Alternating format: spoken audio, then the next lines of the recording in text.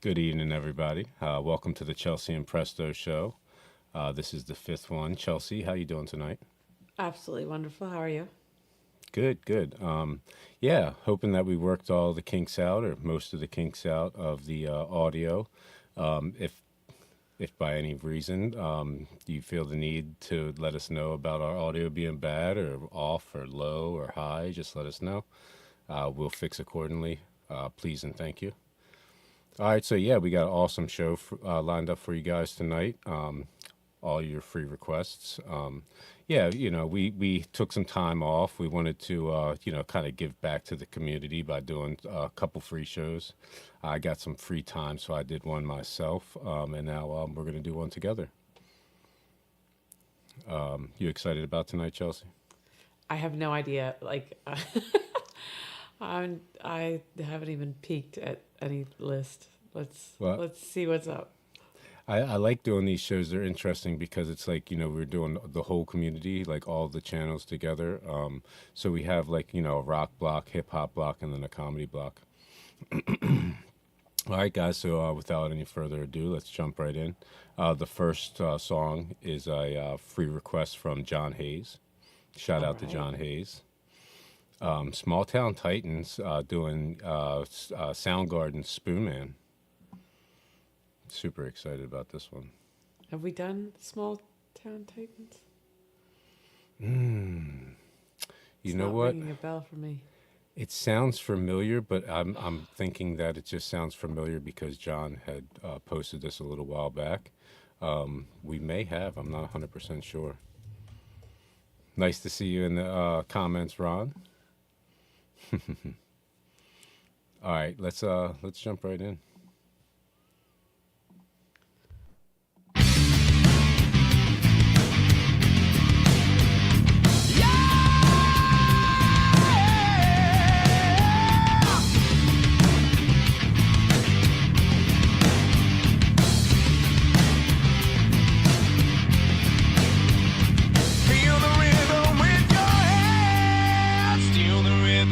You can. Spoonman.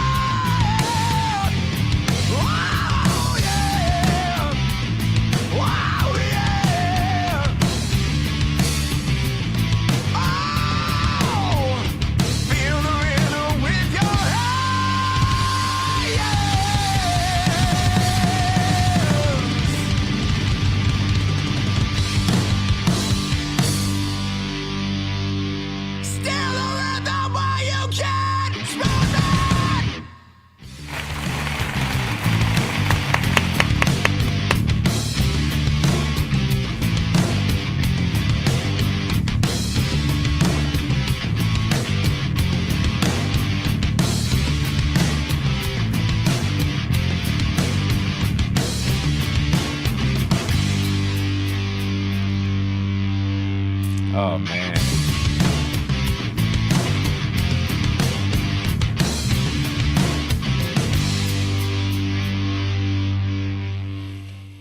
Ah, I love that song, man.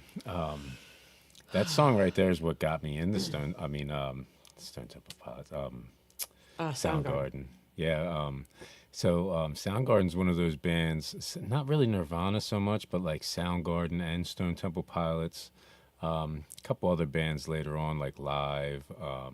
But anyway, it was like this reemergence of rock, and my father was like into it, and we kind of shared that moment for a couple years. It was really cool. Yeah, I thought was probably their biggest song, one of their biggest songs. They had a bunch of big songs, you know. But yeah, it's a really cool idea for a song, you know, making a song about this interesting artist, you know, musical artist, just a different kind of musical artist. But it's got a really good jam to it, right? How do you feel about this song, Chelsea? I love this song. Spoonman's not even my favorite Soundgarden, but like Chris Cornell can do no wrong. This was just, it was a really, really good cover because you can't like replicate Chris Cornell, but he did like, you know, justice to the song, but he didn't like try to emulate his every vocal. And then yeah, I feel like we got like a little bit different riffs in there too. But it was Spoonman. It was really much, cool yeah. cover. Yeah, it was a pretty good cover. I'm gonna go 9. It's a solid cover. Big shoes, but they rocked it. Yeah, I enjoyed that thoroughly. I thought it was a cool idea to do like the little lyrics on the side too. Yeah. It's like you get a music video and a lyric video in one. Yeah, I thought he did it justice. Obviously, he's no Chris Cornell, but nobody really is. You know what I mean? But That broke me when we lost it. To be that close, and the drums on it were really good. I enjoyed that a lot. They were spot on, I want to say. But yeah, very, very, very, very cool. Yeah, they definitely had the little jam down, and the guitarist wasn't bad either. Like that little solo was nice. It's not like the hardest solo in the world, but it was nice, you know. Like I said, it's like it was close enough to where they did it justice, you know. Yeah, it was definitely a Spoonman cover for sure. Yeah. All right, guys. Next up, the big push, Sympathy for the Devil live, and I think this is like a newer show too. We've done a couple. Who threw this one in? I think it was in like because we've done a couple from the big push. I think it was just in one of their comments. Yeah, like a repeat request. Yeah. You know, sometimes a lot of times I'll grab a bunch from, you know, the posts, and then I'll just kind of freestyle through songs, checking out comments. You know, anything that pops out to me, I'll throw on there. That helps. You know? Yeah. Cool. Yeah. All right. So this is the big push, Sympathy for the Devil live. Let's jump right in, guys.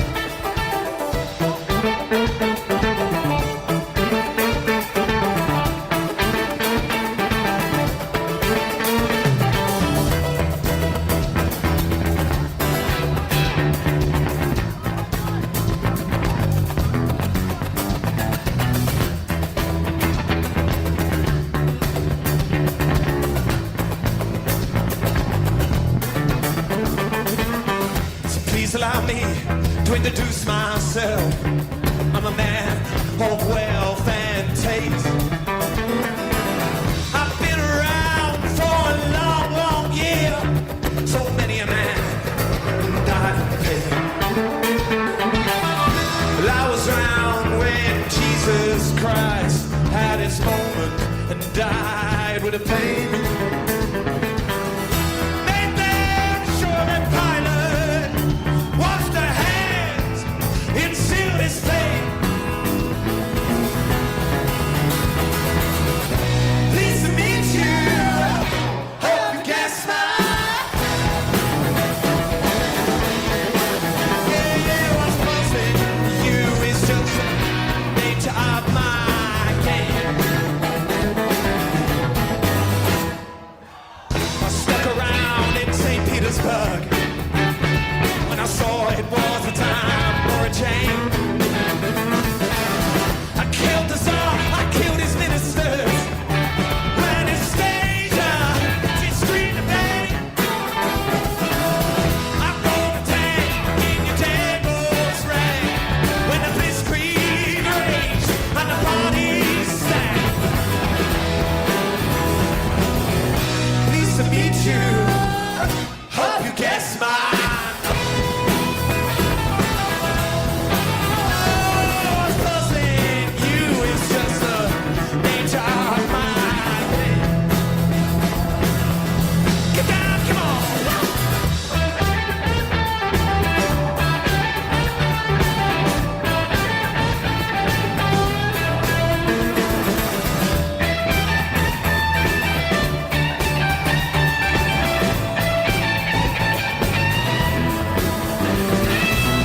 Unlock quickly while all your kings and queens on the technicality were born and raised. Now shout it out, give the Kennedys. But after all, it was you and me. Dark and trash, all you troubadours who had died for the reach Bombay. Pleased to meet you. Hope you guess my name.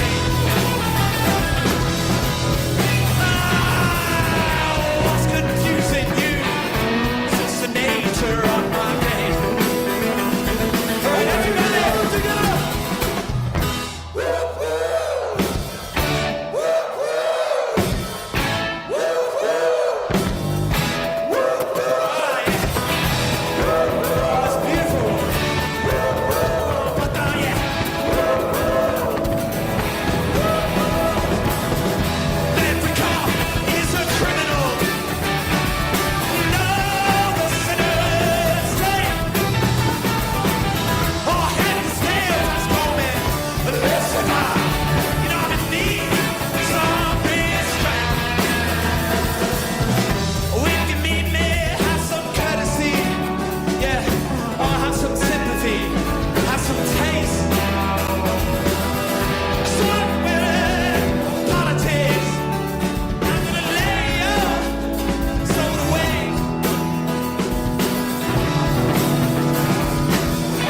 Pleased to meet you.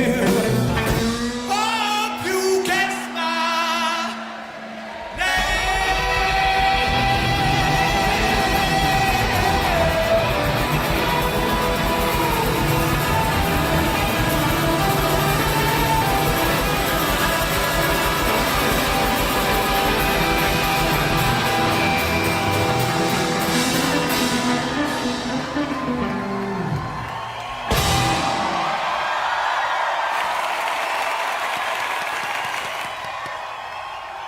I love the big push, man. I love Ren, but unfolding, his little like deal and then finding the big push behind him. It's amazing. They're a really, really good band. But it's like the different pieces of the band fitting together so Yeah. nice. They're all amazing artists. They all play guitar. They all sing. It's like that one of the things I like the most about them is one, they do really good covers. They pick really good songs to cover, like this one. But two, you never know like who's gonna sing, who's gonna do this part, you know. So it's like Selfishly, really- I wanted to hear Ren so badly, but that guy rocked it. That was it was fine. they're all good. And the third guy, I don't know either of their names. The other two guys, maybe there's a drummer too. Maybe it's a 4-piece. I'm not even Oh, 100% and sure. the drumming was so just perfection. Oh, But they're up there having a blast, and you can tell that their energy is so infectious. It's like, it's really like pouring off the screen. It had to be one hell of a show live. oh my God, what a great cover!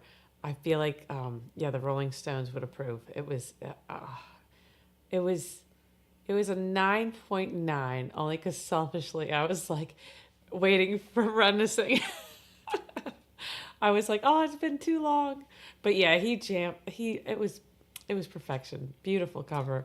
Again, big shoes. I was like worried for them. But Exactly. they nailed it. They nailed it.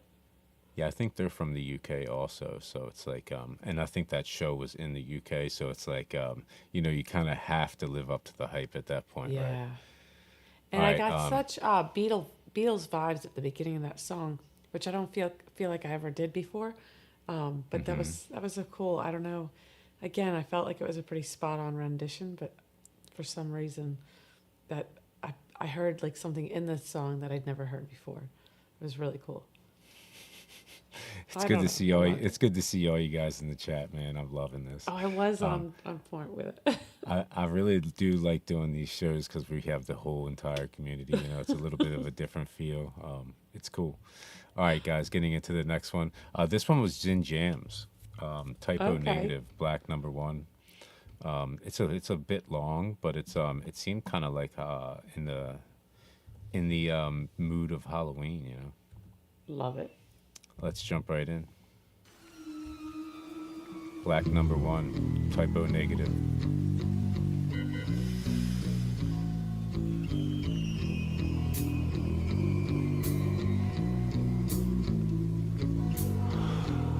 I went looking for trouble. And boy, I found her. She's in love with herself. She likes the dark.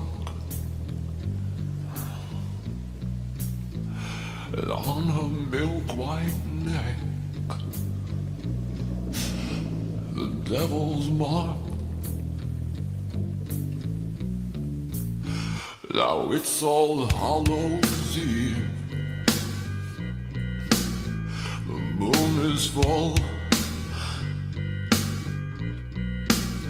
But will she trick or treat? I bet she will.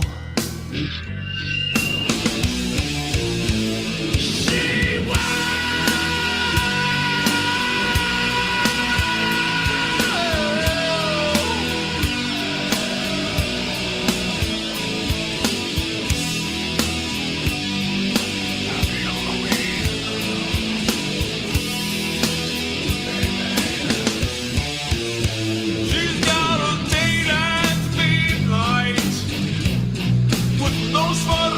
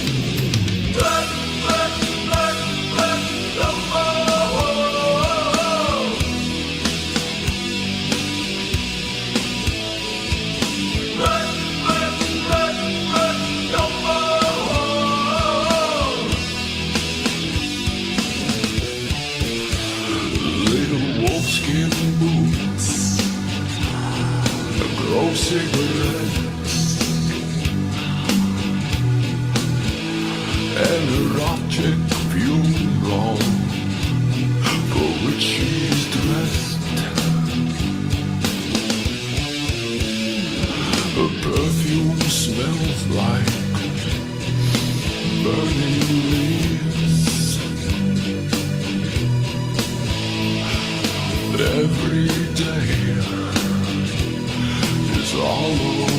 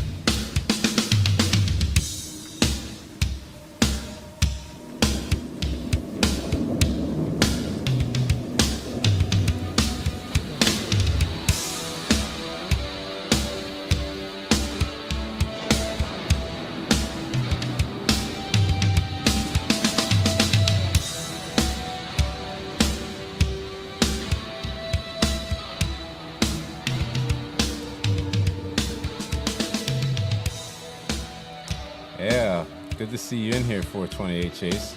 I'm guessing if the bouncer gets drunk, he throws himself out, right? Tough call. I was hoping that we'd get like a chat troll, but I'll take a chat comedian. That sounds awesome. You got some jokes tonight, 428 Chase. Keep them coming, man. That was cool, man. I like that a lot. It was definitely the long version, as it says. But no, it was really cool. It was like somewhere in between like a Black Sabbath and Soundgarden. Like I was definitely getting a little bit of shades of Soundgarden in there. It had like some funeral music in there. It was definitely like made to be like like a Halloween type song. Actually, like it was deep. It was instrumentally. This was a 10. This was like my favorite part of it was There was the even like a instrumental. there was even like a little breakdown like piano medley and melody in there that kind of it was kind of like reminiscent of the Addams Family. We had like some finger snaps and Yes. everything. It was pretty Yes. cool. That was fun. Thank you for this, Din Jams. But the Andre, the giant looking guy with the light underneath, that was creepy. He was creepy, and he even was like kind of sounded like Dracula. Black, yeah. Some of the visuals were a little crazy. Some of the lyrics were a little crazy, but it was nice Halloween themed, and like instrumentally though it was low key, just really, really, really, really good. So I'm gonna go 9. I'm gonna go 9. I'm gonna give it a 9.5. I enjoyed that a lot more than I thought I would. And yeah, the instrumentals were insanely good. I think what it was a long version that somebody took the short video and just kind of like broke it up and like extended some parts. Yeah, it didn't need to be that long, but also I don't know. It was a cool piece. Well, like again, like a lot of times I enjoy the long versions because there's so much, emphasis on the good parts, the breakdowns, the solos and stuff like that. All right, guys, getting into this next one, Five Finger Death Punch, House of the Rising Sun 2025 version. I don't really know a whole lot about Five Finger Death Punch. I did one on a festo, like maybe 2 festos ago or something like that, and this came off of it. I think this might have been from Unique One, to be honest with you. Yeah, I don't know much, but everything I've heard I've really liked, so I'm excited about this one. Yeah, I think, and actually the last one that I did came off of the Ali Bata one, so it's always cool to like, get into other music through other artists, All right, let's jump right in, guys. Five Finger Death Punch.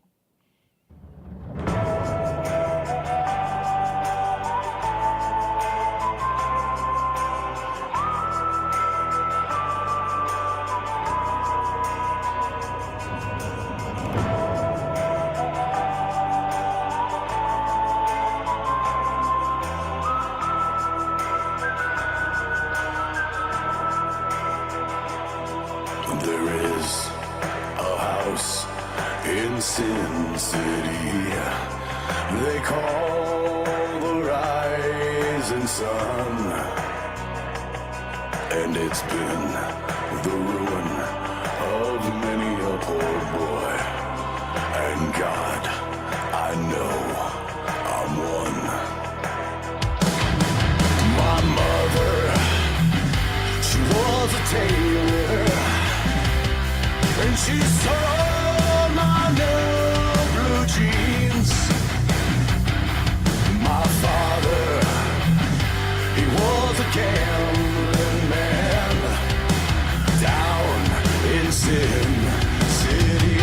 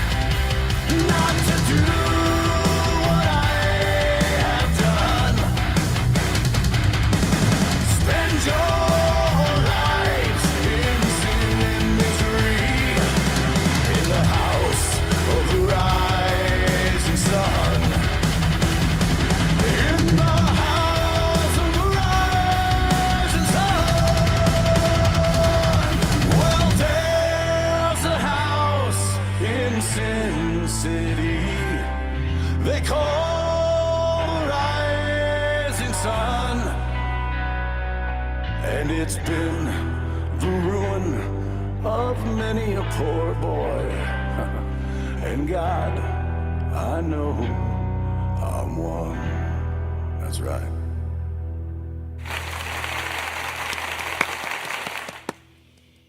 Oh, that was a lot better than I thought it would be. Yeah, hell yeah, Five Finger Death Punch. They make it their own. You know what I mean? I'm not sure. I loved that they made it their own. I don't know if I loved the Sin City New Orleans switch out. I don't know. Is Sin City Yeah. Las Vegas? I was like trying to Google what the hell they were doing there. Okay, so thank you for filling me in on that. I knew that they had changed some of the lyrics. I wasn't sure how much, you know. At some point it's, you know, it's a different song, but it still has that cadence to it, you know what I mean? No, they didn't change much, Okay. but that was distinct. You know, Yeah. I don't know. So maybe that's the Instrumentally, difference it's a in the little- 2025 version. or- Yeah, they definitely made it their own, but it's definitely a cover. Like they stayed true enough. I loved it, but I feel like that just bugged me. That Oh, did it? I don't know. You do get a little crazy with the lyrics sometimes. I do. I enjoyed it, but again, I didn't really even notice like the lyric change until you filled me in. I love their sound. They're so tight, and Yeah. they just get into them grooves. You know what I mean? It's like it's almost like it reminds me. You know, Five Finger Death Punch fans are probably going to kill me for this, but it kind of reminds me a little bit of like Unique One's break beats remixes. You know, it's like so different from the original that it's like it's super enjoyable, even though I know the original. You know, Yeah, no, it's definitely like a It's like personal. it's- I'm drinking the haterade when I'm like, I hate that they changed that. They changed just enough. They made it their own, but I feel like that's some people's style of a cover. It's still very like I still feel the respect towards the original. So like I'm gonna go 9.8. That was awesome. wow, yeah, I'm gonna Yeah. go 9.6. I loved it. You know, it was super enjoyable for me. The theme of tonight, like big shoes. I'm really proud of these people, like picking some serious things to cover. Like I wouldn't. We're rocking This is- hard so far too. Yes, for sure. All right, guys, getting into this next one. I have no idea who Eva and the Vagabond Tales are. This is Zin Jams also. So he put a bunch of these Eva and Vagabond Tales in, so I figured I'd put at least one on. That's what I tell everybody, like, you know, if you want to get a song on here, you know, or a band, go put 5, go put 8 of them on there. If I see 8 of the same band on there, I'll definitely put at least one on the next show, you know. Where am I at? Sorry, guys. Let's chat. Let's jump right in. I love it, man. Keep it going for 28 Chase. You're killing it. Boom, boom. Let's jump right in, guys. Eva and the Vagabond Tales. Tomorrow comes too soon.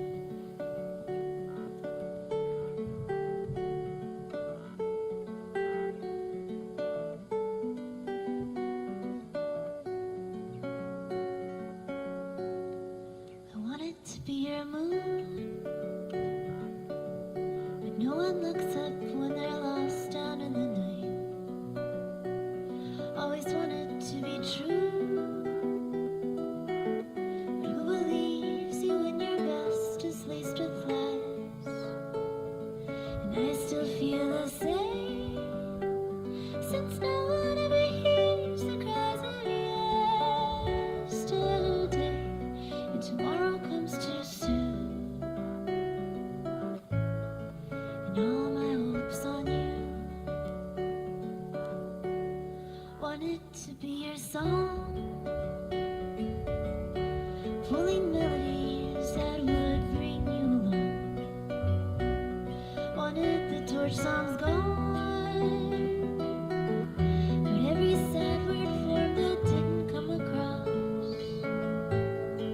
And I still feel the same, since no one ever hears the cries of yesterday. And tomorrow comes too soon, and all my hopes on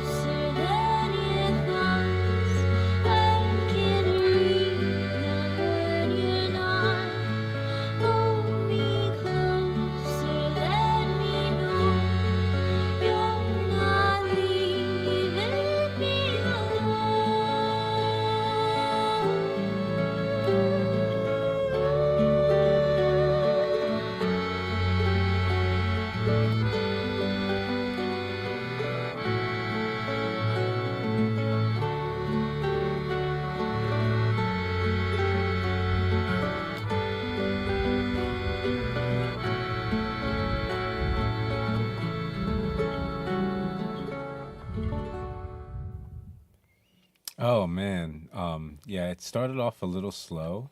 The outdoor sessions, I was like, oh, what a bad idea, because at the beginning you heard a lot of wind. There wasn't a lot of instruments. It was mostly just her.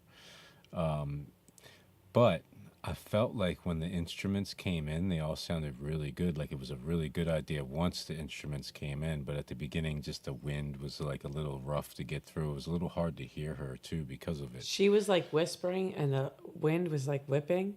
Yeah, and I was almost like, what? But it built the instruments, and then she was singing above the wind. Like later on, the wind, you could hear it again, but she was singing louder and clearer and above it. And at that point, the instrumentals had already like so relaxed me. And then like her vocals were, you weren't struggling to hear her at all, and it was just very, very, very, very, very pleasant, her tone. And then the wind. So like, yeah, at first I was like annoyed with it, and then I fell in love with it. 180 for me. So I'm still going like I'm going a 9.25. That was awesome. Yeah, I'm not saying that the wind was like I don't really think that I'm gonna take my score down because of it. No, It did add yeah. a certain ambiance, you know what I mean? A It certain was just part of feel the to it. piece. It was so Yeah, cool. exactly. I really enjoyed that. I felt like it was perfect too in the playlist because we were like rocking hard. I feel like we kind of came down a little bit. Maybe we could build back up after it. That was nice. That was awesome. It's in jams. I loved both of these. These were both awesome picks, man. Thank you for this. This was a 9.5 for me. Super enjoyable. Kind of, reminiscent of like some other slower, chill songs like this. Nothing that I can really like pick It out. reminds but, yeah. me of one, and I cannot put my finger on it. Yeah. But Oh, she's just got a very, very wispy voice. It's really cool. The instrumentals kind of remind me of that White Stripes song from Napoleon Dynamite. Just a similar feel, like a really Like, innocent. hey there, Delilah. It kind of real reminded me yeah, of that. kinda, yeah, a little bit. But yeah. Similar really like feel her to it, voice. right? Very cool. Yeah, thank you for that one, Zen Jams. Keep them coming, man. Throw in some more on the free request, man. We'll definitely throw some in next time. All right, guys, next up, we got another one from Ren. Hopefully we get Ren singing in this one, So this is Romaine Axia and Ren, Knocking on Heaven's Door. Live. Ooh. We got another live also. So that's cool. Let's jump right in.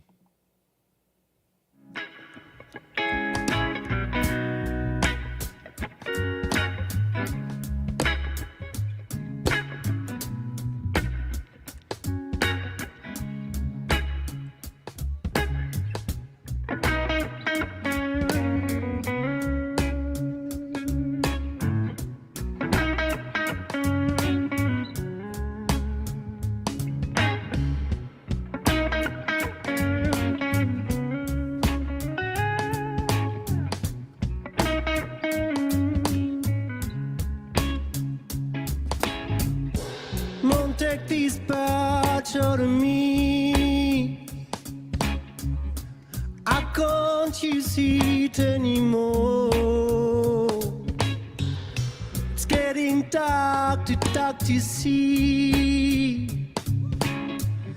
And I feel I'm knocking on heaven's door. Knocking on heaven's door. Knocking on heaven's door. Knocking on heaven's door. Knocking on heaven's door.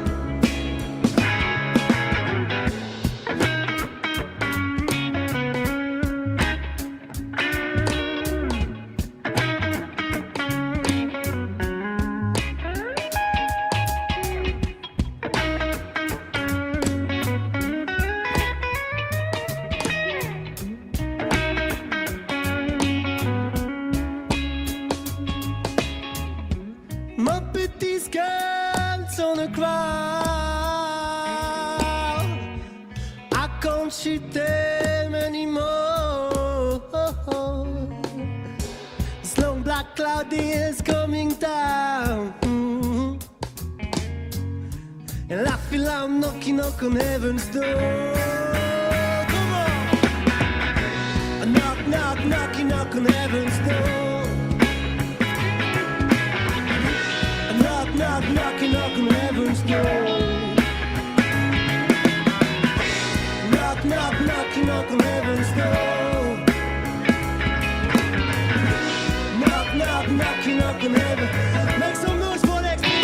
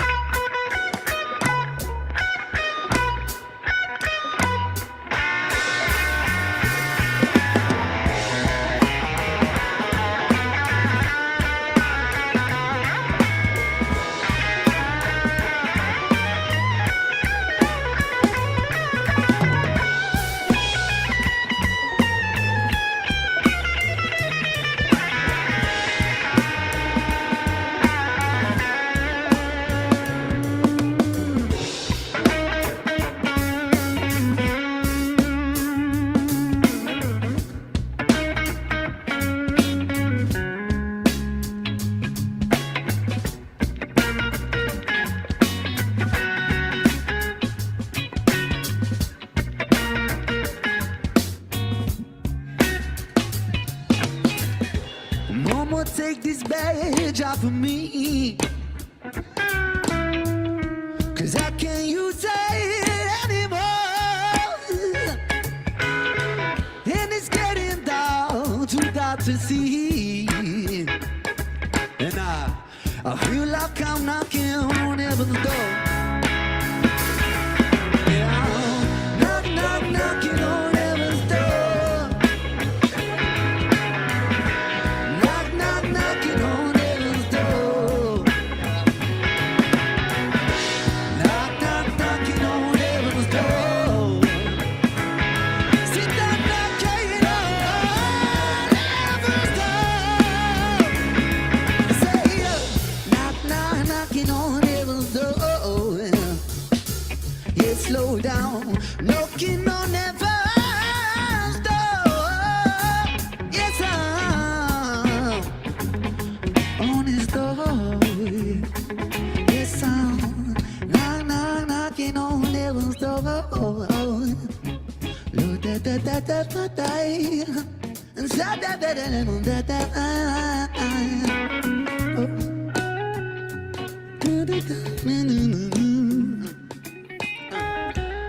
Mama, take these guns off of me, 'cause I can't use them anymore.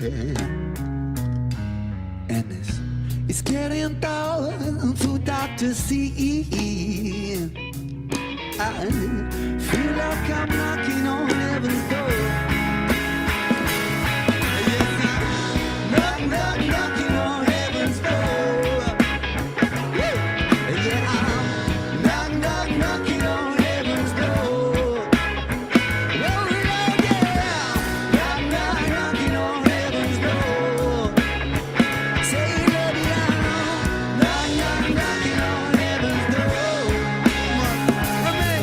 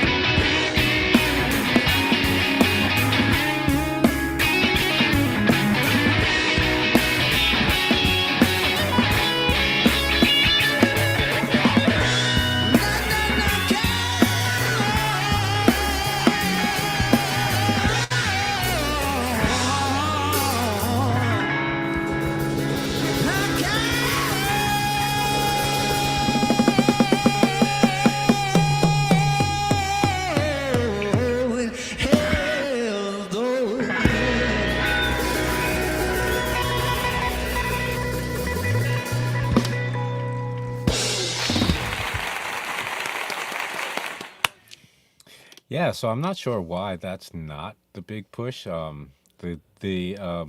previous one that we did, the singer wasn't in this one. So, but the guy with the white shirt, he's also in the big push. So I'm not sure. Maybe that's his. Maybe this is his band, and that's Romaine Axia or whatnot. I'm not sure, but it was cool, man. What a cool little like jam to be at. Like, there's just like a bunch. There's not even that many people. It was just like a couple people scattered, just like chilling in the park. You know, Yeah. how Like a cool would last that minute be? festival or something. Like, I don't know. That was so cool. I mean, maybe it was So old or something. I intimate. don't know. You know, it was really cool. Yeah. I'm mind blown. I'm going 10 song of the night. Oh wow. Bob Dylan would have had so much fun with that. Like, that was so good. Like, all the inflections on the vocals.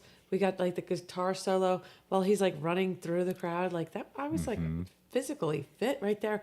But then, like, physically fit, like, Ren. Whoa. He looked like Bruce Lee or something. We've seen him like lean before. I know, like, he's an amazing artist, but he's always struggled with like Lyme disease and stuff. But I Definitely I'm just putting some blown work away. in, He right? looks good. He's like, this is like peak Ren. But yeah, all the support and covering this amazing song. This is the best like covers night we've ever done. I feel like. Yeah, it's really Again, cool. huge shoes, and this was just beautiful, beginning to end, and then it hits you. It's live. They're doing all this live too. Like, They're just at the wow. park. wow. Yeah. Wow, It's one blown thing to be away. live, like up on a stage, you know, and it, you know, have all this production, have all this money behind it. But it's another thing to just be at like, you know, some hole in the wall bar or in a park somewhere, Yeah. you know what I mean? And still be able to get that awesome sound, you know? Such a vibe outside too. It seems like such a cool day. Yeah, I don't know if it was like the angle we were like underneath of his pecs or something, but I was like, wow, Randy. I feel like he's always been like lean, right? But he looked like ripped, right? Was that Yeah, just man. me?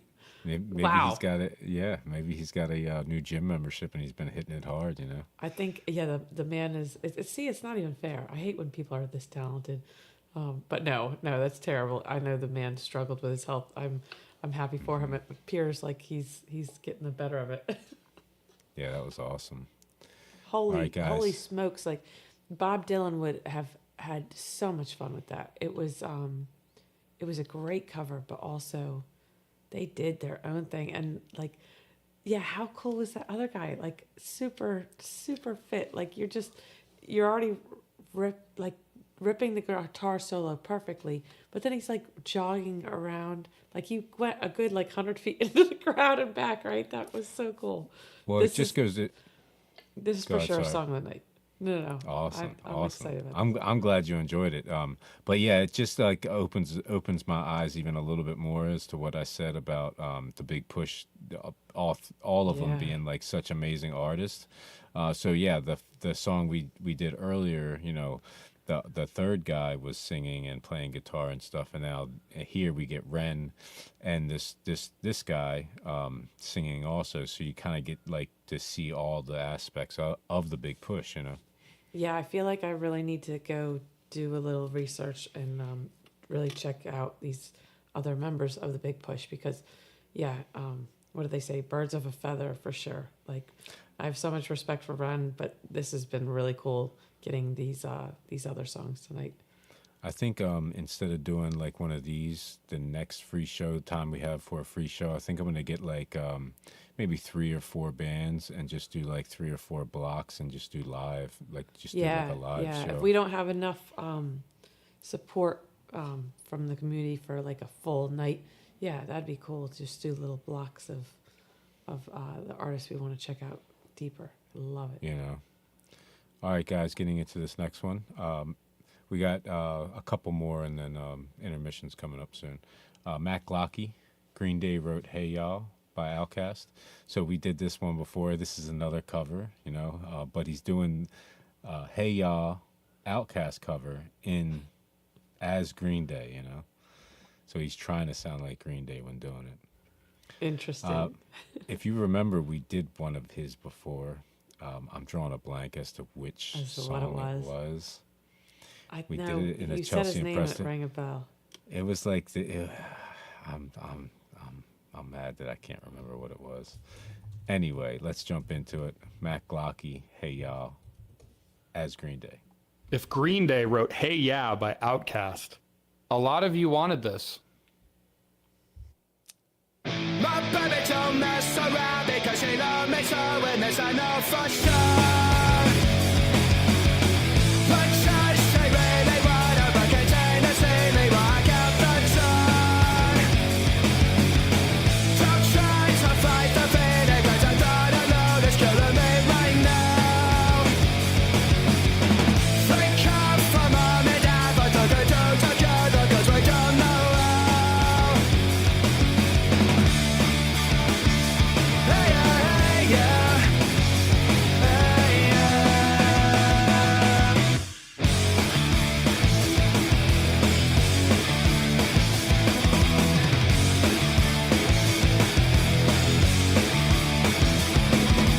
Oh, you think you got it, but got it in the minute, so there's nothing at all. Oh, we kick some kid up, but it's always better when there's feelings involved. What they say is nothing's funny, but that one makes it, that one makes it, that one. Love is the exception, so when we end it now, when we're not happy at all. Hey, yeah, hey, yeah. Hey, yeah, hey, yeah. Hey, yeah.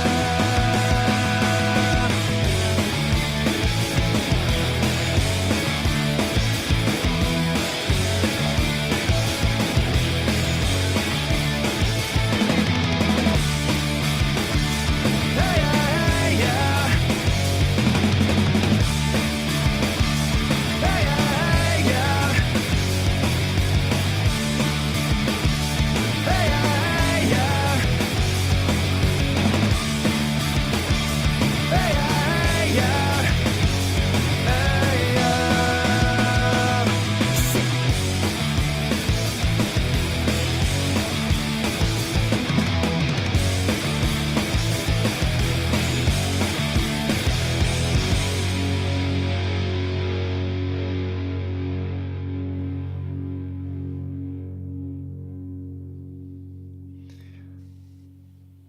That was pretty good. I think I think I remember him again, like, but I can't remember the song he did. I have to look it up. I can't remember. But yeah, that was a good. That it's like it's hard to do a cover, much less do a cover that sounds like Green Day. It Yeah. kind of was giving me like Basket Case vibes. He definitely did good, like portraying Green Day. The OutKast song, like at the beginning, it was more reminiscent. Later on, it lost its luster for me, I guess. But it's still really cool what he does. I mean, he made it work, but like it's what his subscribers or whatever asked for, and it's really cool that he did that. Like, for what it is, I still got to go like 8.75. That was really talented the way he made that work. Yeah, it's good to see him in here again. I forget what he wanted us to call him. I can't remember now. But there was a night that we were having a blast with him. I think he was from like Norway or something like that. Good to see you in here, buddy. Yeah, Larry, can you put your request in? While I can see it on here, I can't copy it and paste it. If you could put it in the chat one more time, hopefully I could see it over here. That would be great. Thank you. Yeah, I know it's weird, but I guess because we have all of them in there. Like I could see it on here, but I can't copy and paste anything on here. Yeah, so Larry Butler, if you could put in your request in the chat one more time, that would be awesome. I apologize, and thank you. We'll put it up on here right after these next two, and right before the intermission. Cool. All right, guys. Next up, Iration, Daytrippin. Yeah, so we have Iration, Daytrippin, and then we have a Smooth Operator, Sade cover, and then we'll get into Larry's. This is Larry's too? No. We're gonna get. Okay, we we're got gonna two. get to Larry's. We got this one, another, and then we'll get into Larry's once he puts them in the comments. All right, let's jump right in. Iration, Daytrippin. We got a video too.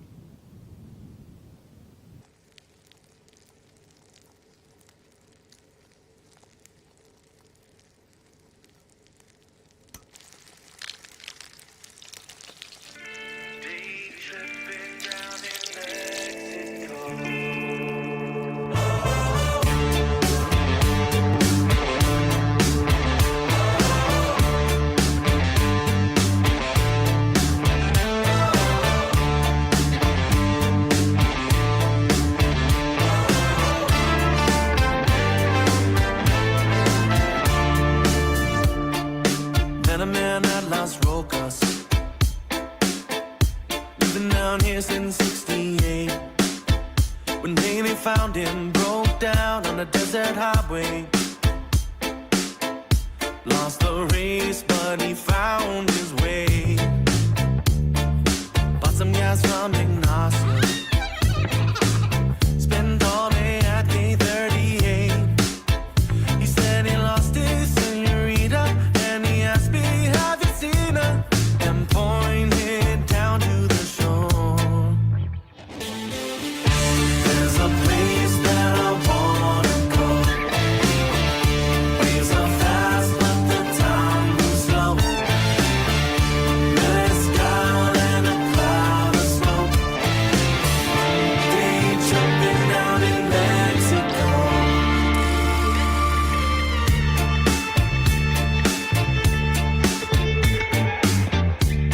Been to the top of La Mesa, swam to the depths of Del Mar.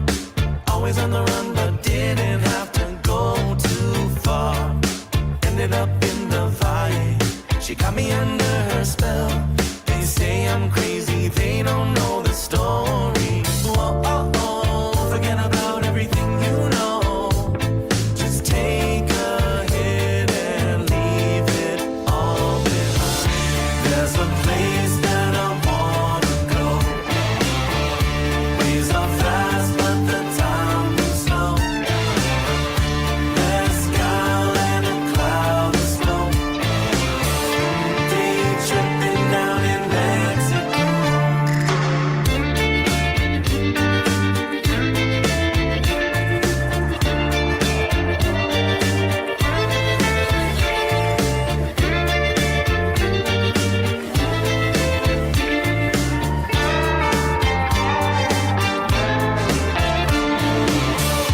There's a place that I wanna go.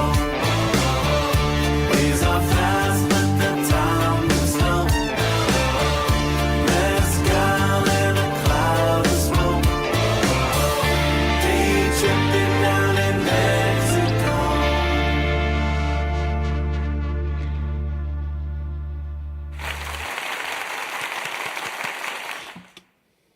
Oh, that was cool. Yeah, I think we did a iration, and this came off of it in a past show. I like very cool Iration, video. but I've never heard this one. I like how we get little outros. Uh-huh. Yeah, very cool. Like Iration, like everything they do.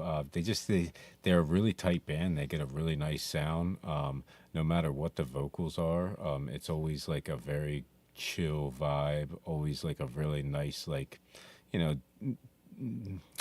I don't want to say dance song, but you almost can't help yourself but to vibe to it. You know what I mean? It's a little bit of a dance song, yeah. Like an island dance.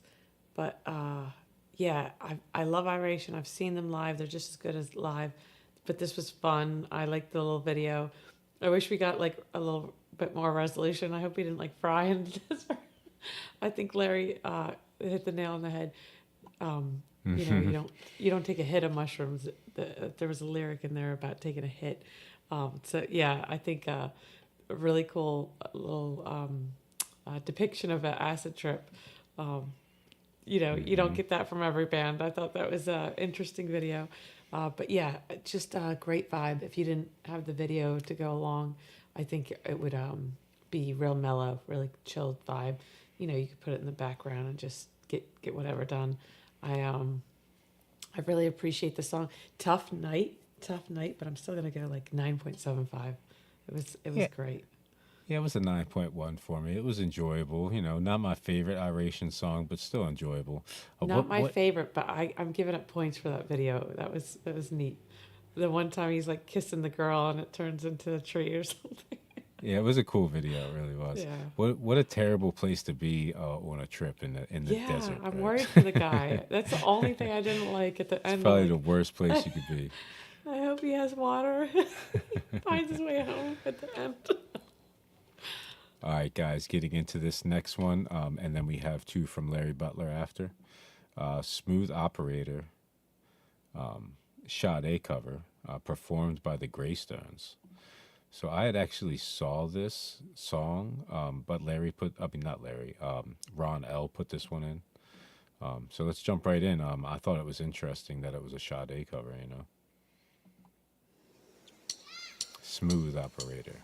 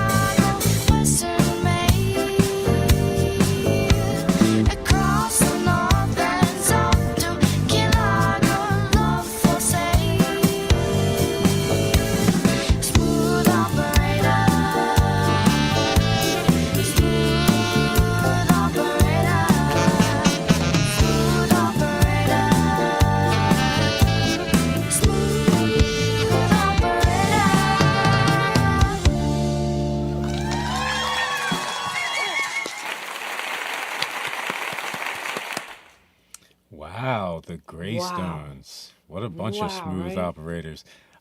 Yeah, Ron L was saying they're all like 11 and 12 years old. I'm mind blown. And then the sax player is 15. The sax player is really good. But sax they're all player's they're all amazing. really good. But he just kind of stood out a little bit more, maybe because he's a little older. He's just like got it down a little more. But the vocalist, just singing this song like Sade, you know, it's like it's a feat for any vocalist. But you know, she's 11 or 12. He was saying that's crazy. So, of course, like Drummer was good you're- too. So they're all amazing. Yes, that sax player is something else. Like when you can express that much emotion through an instrument, it's just kind of mind blowing. But the way she harmonizes with the saxophone, like at first you get sax, vocal, sax, but then when you get them together, it's just they're so freaking talented. It's insane to me.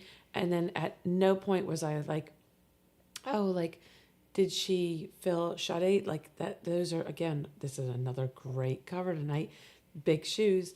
But at no point was I like, did she fill those shoes? Because I was just kind of mesmerized with what was the harmonizing going back and forth with the sax and her vocals, that it just took this song, which they did a perfect cover of, and made it their own, which is how you nail a cover.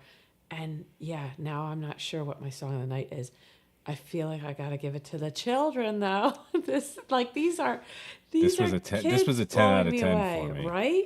I can't even believe I heard this. I still need to like resonate on this, but I think this is gonna take song of the night for me. They all sounded very good, like separate, but together they sounded really good too. You could tell they're all like really good musicians. They all have like, you know, great careers ahead of them, kind of thing. You know, being like as young as they are and stuff like that. This is like an epic And- jazz tune. Like That was outside people, too. Yeah,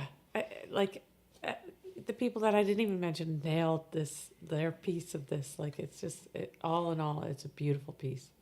It's crazy how it works out, right? It's like I really didn't even try to pick covers or anything like that. Yeah.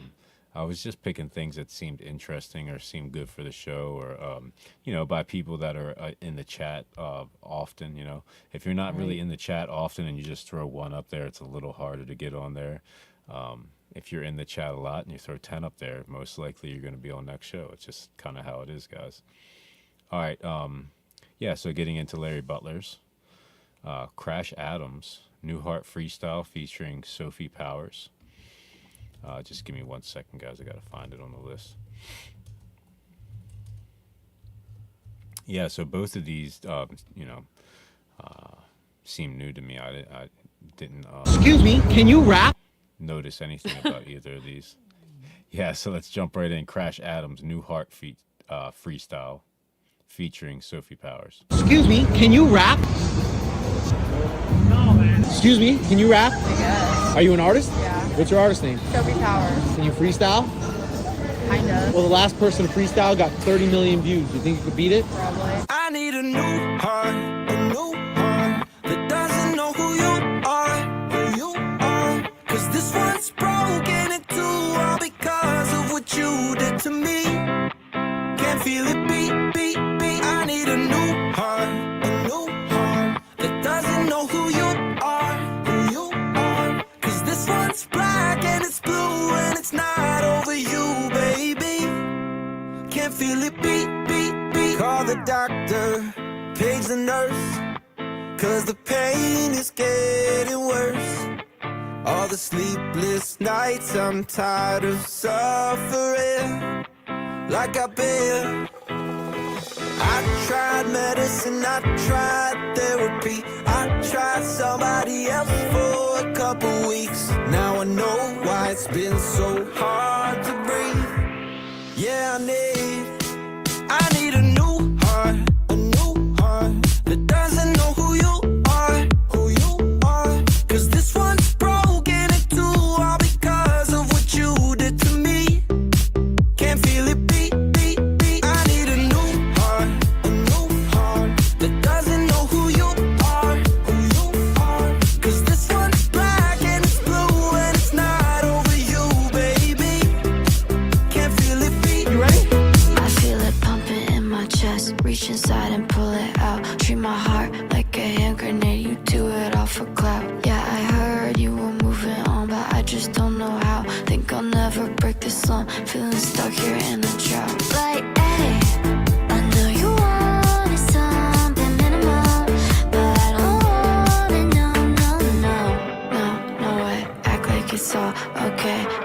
can't tell you why I Was that it? Oh man. Is that it? I feel like that's not fair.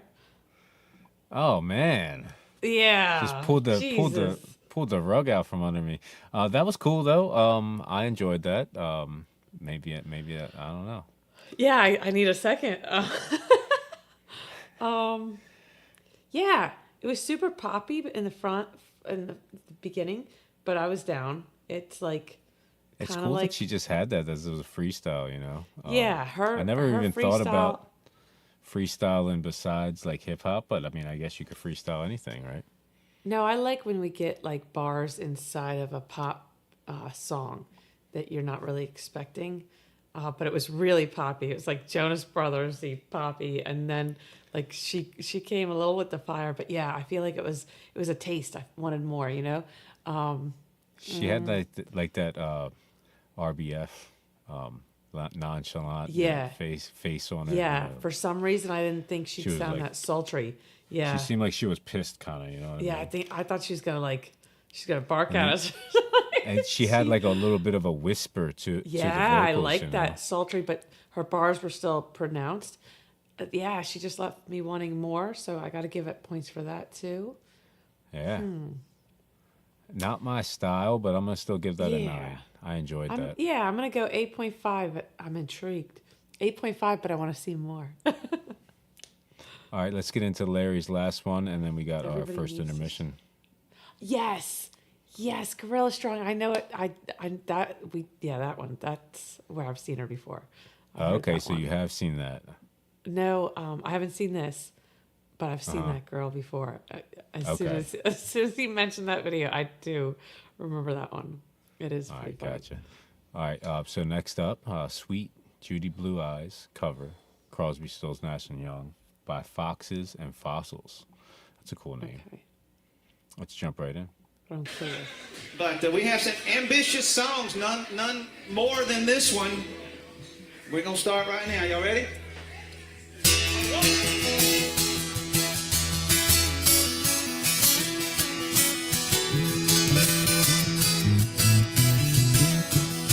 It's getting to the point where I'm no fun anymore. I am sorry. Sometimes it hurts so badly I must cry out loud. I am lonely. I am yours. You are mine.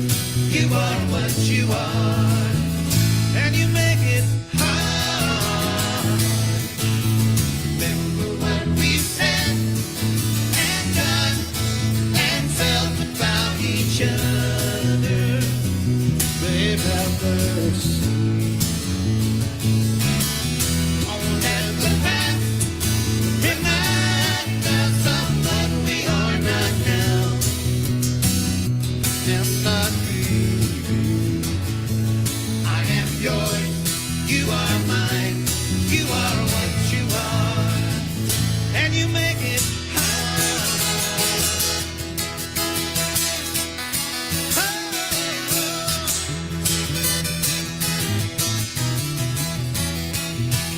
tearing yourself away from me now. You are free, and I am crying. This does not mean I don't love you. I do. That's forever. That's for always. I am yours. You are mine. You are what you are. And you make it hard. Something inside is telling me that I've got your secret. You still kiss me. Here is the knot and laughter, the key to your heart. And I love you. I am yours.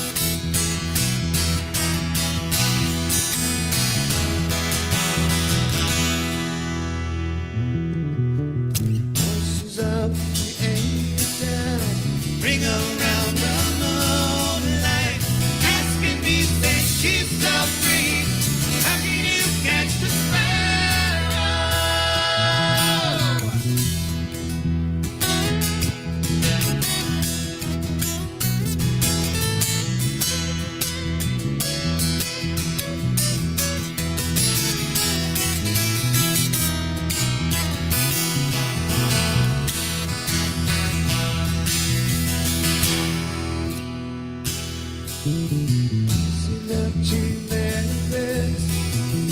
love, my magic. Change my life, make it right. Be my baby.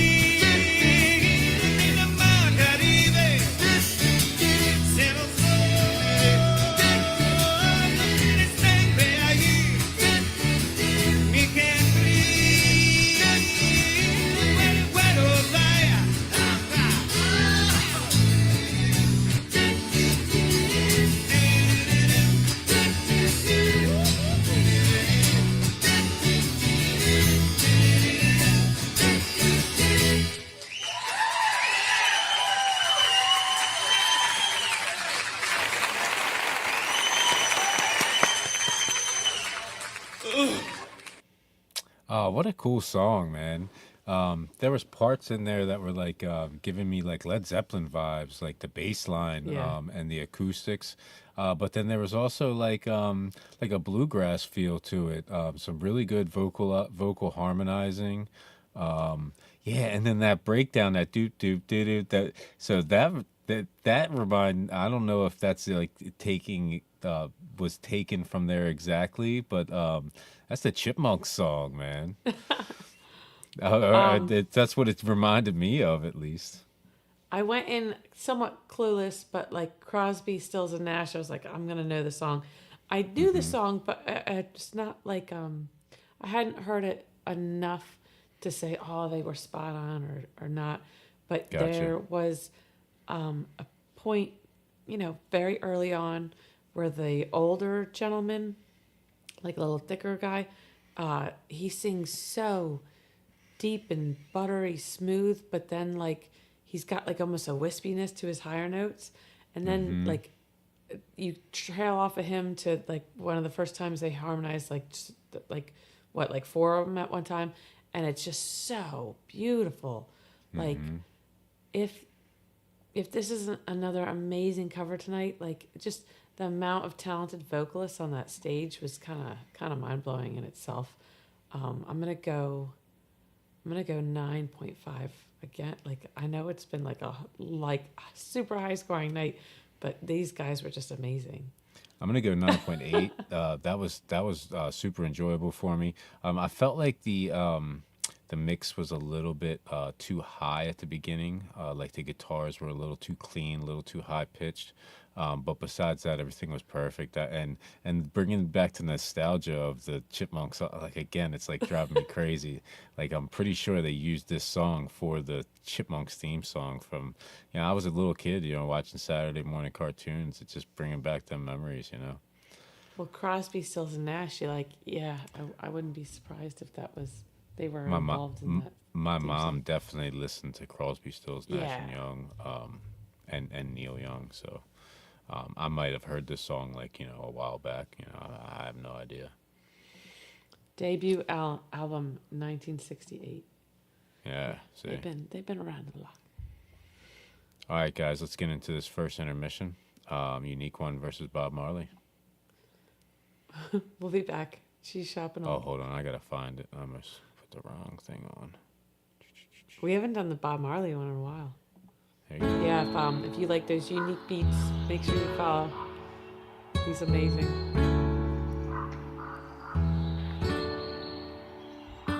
Don't worry. Every little thing. Singing, don't worry. Every little thing gonna be alright. Don't worry. Every little thing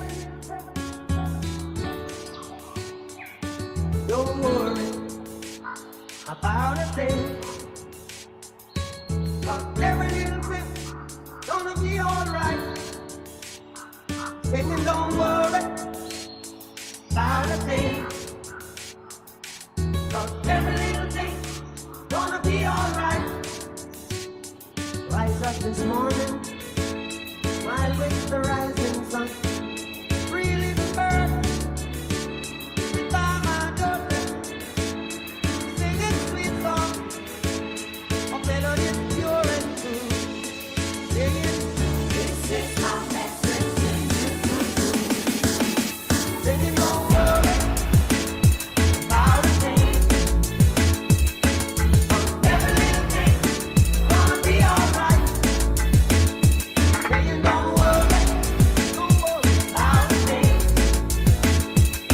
'Cause every little thing gonna be alright. Rise up this morning, smile with the rising sun. Three little birds sit by my doorstep, singing sweet songs of melodies pure and true. Singing, this is my message to you.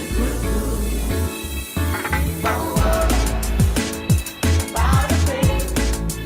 Worry about a thing. Oh, every little thing gonna be alright. Don't worry. Singing, don't worry about a thing. I won't worry. Every little thing gonna be alright. Don't worry.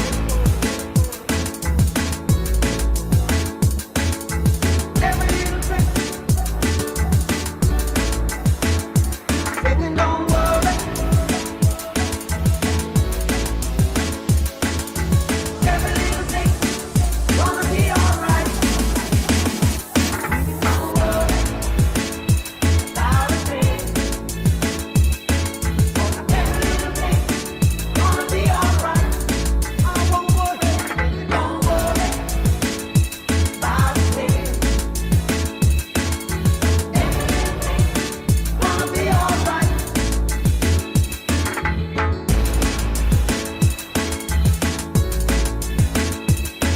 Don't worry. Every little thing. Don't worry. Every little thing gonna be alright.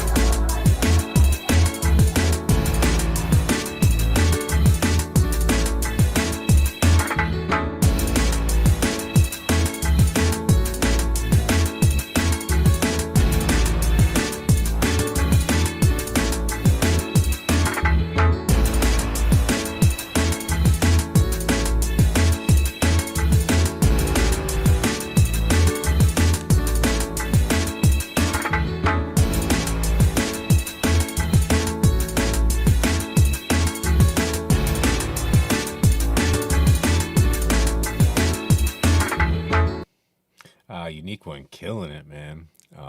How hard is it to blend reggae and drum and bass? But that sounds good, man. And yeah, smooth as butter. All right, guys. This is like the hip hop block now, the second block of the night. So Arise Roots, we did a Arise Roots reaction a long while back when we were doing EV Mux. It was really choppy and looked terrible when I looked back on it. I'm glad that we've came as far as we have. Yeah, so Arise Roots is a reggae band, and they commented on our reaction. So I put this on here actually, just because I wanted to kind of make up for the terrible, choppiness of the reaction that they commented on. Love Arise Roots though, from what I remember of it. Do you know Arise Roots at all, Chelsea?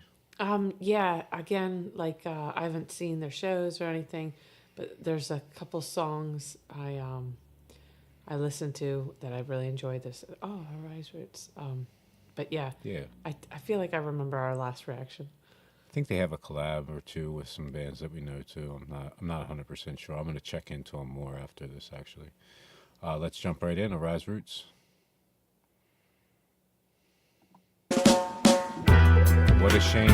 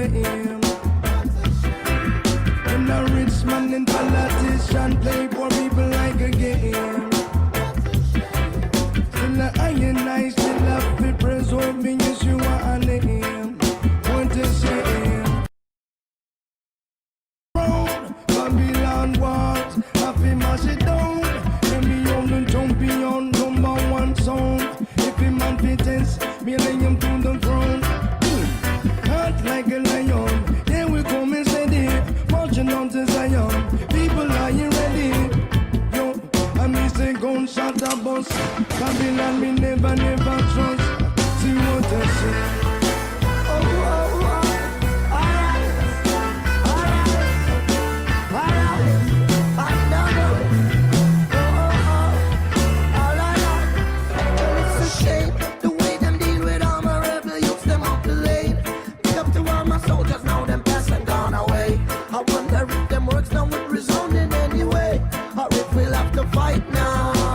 Send this from my yard, people rocking steady, rhythmic the sound. Bass is getting heavy, lightning and a thunder. Babylon them all go under. Some I wonder and I ponder upon the word sound. Sticks and stones may break my bones, but surely with a bullet, revenge comes right away. Take seconds just to pull it. Like my war is round the corner. Decide now what you wanna be. Work daily, push really. See me, and I a bingy, and I a bingy. Well I a nine no comfy chat, I a bingy, and I a ingy, and I a ingy. Well I a nine no comfy chat, and I a bingy. Police and thieves don't go shoot down you just the same. You still a baby, now a food fi put in the belly, now who's to blame? And a rich man and politician play for people like a game. Still a iron, I still a fi praise of me, yes you are a name. Don't touch it.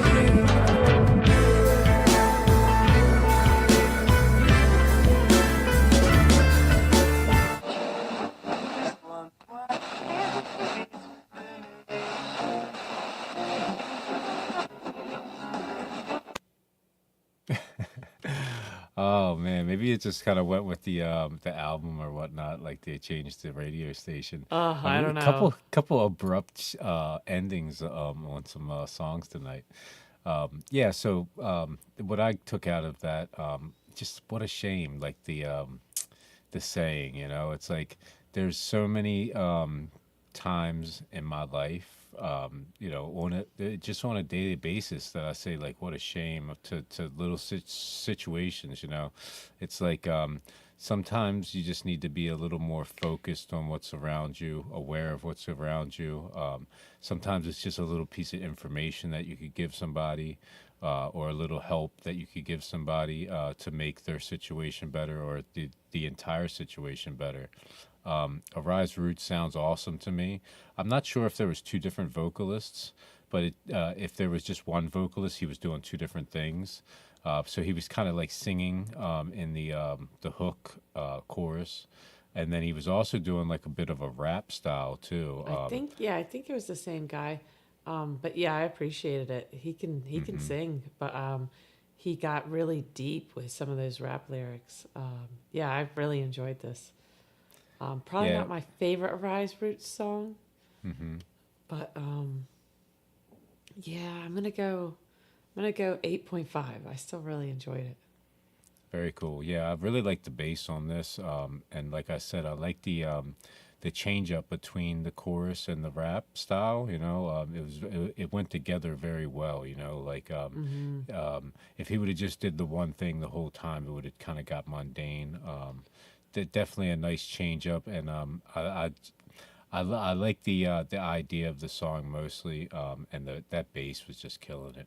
I'm gonna give it a 9.1. I loved it. I'm harsh because I love this genre. I love Arise Roots. Like I said, I want to dive deeper, but I've heard some really good things from them. This is another good one. Just, you know, they set their own bar high. That's all. Yeah. So next up, we got a couple from John and one from Kaiser also. So this is Haley Steinfeld, Coast, featuring Anderson Paak. Love Anderson Paak. I think I said this to John after seeing this in the comments. Anderson Paak did a couple songs with Wax and Dumbfounded back in the day. Before his name was Anderson Paak, it was Breezy Lovejoy. Love Anderson Paak's style. Love his voice. Love how he has kind of like a rap sing style, like somewhere in between, you know. Let's jump right in, guys. Haley Steinfeld, Coast, featuring Anderson Paak.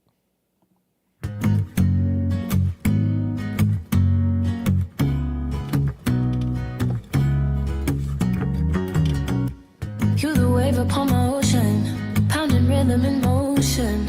It's a full moon kind of night, yeah. I don't wanna go home yet. You can question my devotion when my heart on my shoulder. Just relax and let the riptide pull you close. Baby, all I wanna do is coast with you. Energy, the body flows. Baby, all I wanna do is coast with you. Frequency of all we know. Feeling like I caught a wave with you. I've been dealing with a lot of changes, and all the people that I like to hang with, they all been saying that I ain't the same. Listen, I've been chilling with you for a couple days. If you ain't afraid, me and you should rage in the sun rays. Come on out the cage, don't wanna tame, live it your way. Body go for days, got me in the days. Parties in LA, feel like holidays. Hit the PCH and we on the way to a place I was born and raised. You live on the screen and the stage, I wanna fit in between of your legs. Let's pick a day, everything could wait. Words can't relate, but it's giving fate. Baby, all I wanna do is coast with you.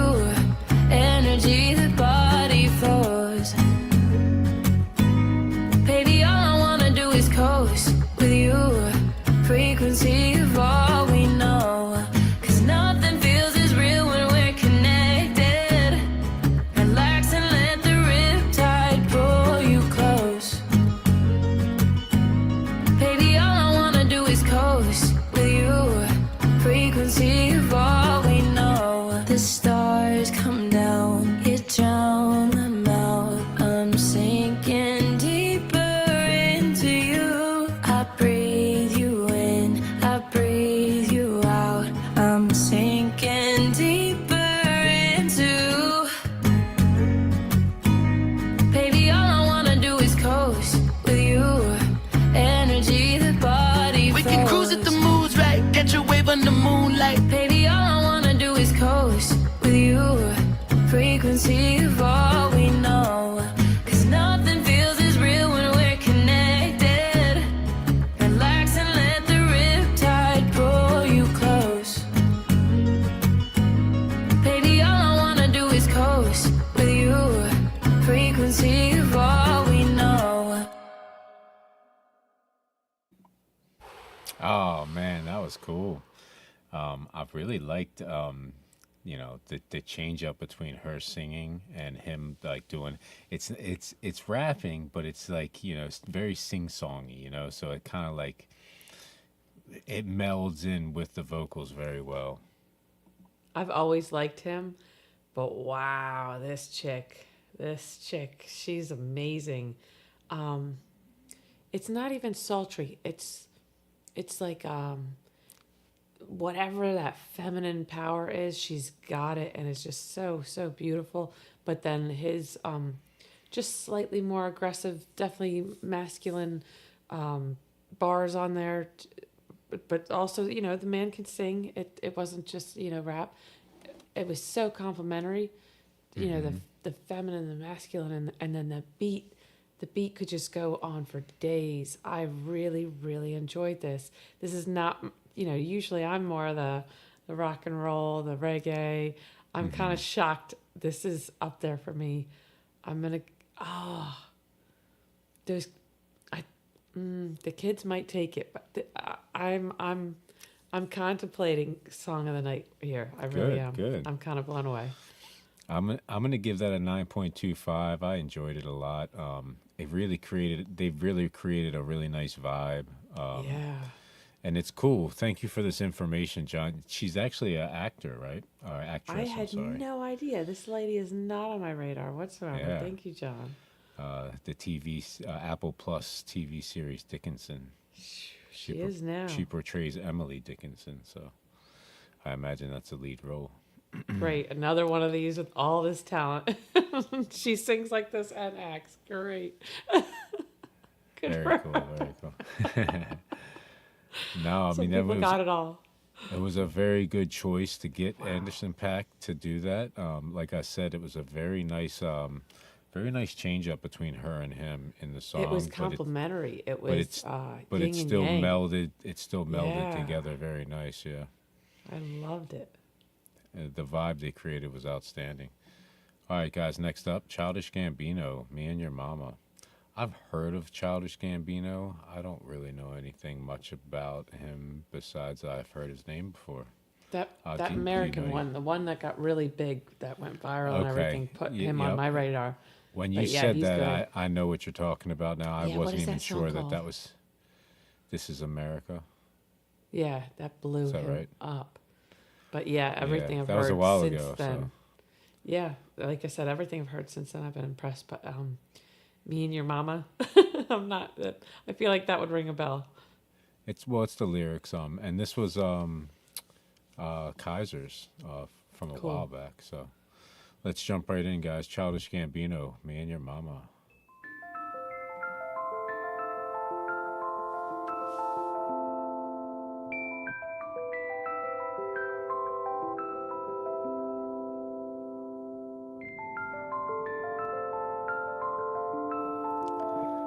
Start out like OutKast.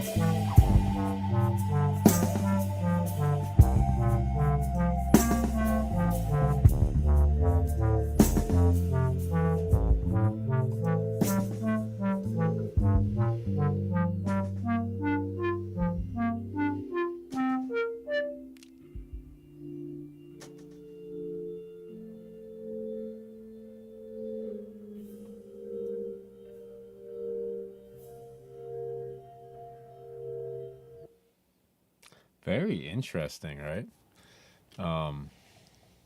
At the very beginning, I was like, "Oh wow, they said the same thing over the smoking out la la la la or something." When I said OutKast, that's what I think Bombs Over Baghdad. It kind of starts out very similar, a little bit of a different tempo and stuff, but that's what it reminded me of. What tempo? Yeah, it was like at the beginning, very Just, Outcast. just the way it started off. It was kind of interesting too. That change up, it was like a minute and a half. You know, we had that extended intro. That was kind of more like a newer hip hop rap type beat. You know, with that sub bass in it. And then it kind of switched up, and it was more like a soul, Yeah. you know, like I was more really like a digging that vibe. throwback vibe to it. You know what I mean? And then him like he almost had like some screams, like yeah, like almost James Brown esque or something like that. Like very cool, very artistic. I enjoyed it. I thought it was a little bit, you know, the intro and outro was a little bit drug out a bit. But besides that, I thought it was a really nice art piece, really nice, very interesting song. I'm going to give it a 9.25. I'm gonna give it a 9, but probably because I don't fully understand it. Instrumentally, I loved it. Yeah, it was lyrically a little stale at times, but I think he was like showing some really cool contrast with like the cries in some of the vocals, like the meat and potatoes we get in the middle.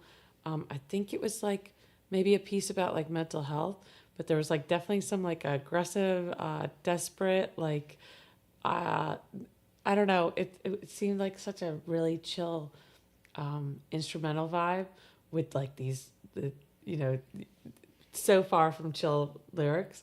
So yeah, it was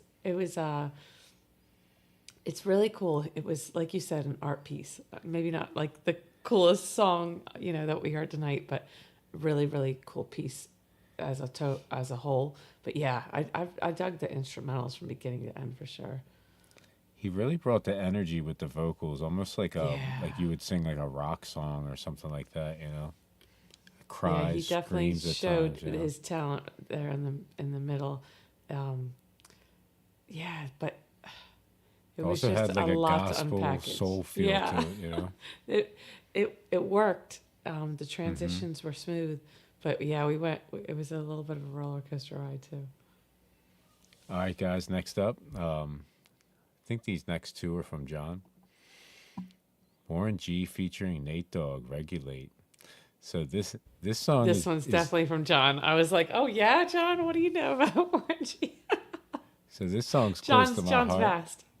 I actually still have the CD, but I don't even remember where I got it from. Maybe I bought it from a friend or something like that. I definitely didn't buy it from a store. I got this CD like when I was in like 6th grade or 5th grade or something. My parents found it, listened to it, and was like, "Hell no!" Right? You know, put on like probably the worst song. Just heard some cuss words and took it from me. Probably a couple weeks later, I took it back. You know, that was a very, very long time. That was in the 90s sometime. And I still have the CD to this day. So this song is very nostalgic for me. I love Warren G. And love Nate Dogg too. Let's jump right in. Nate Dogg, Warren G, "Regulate."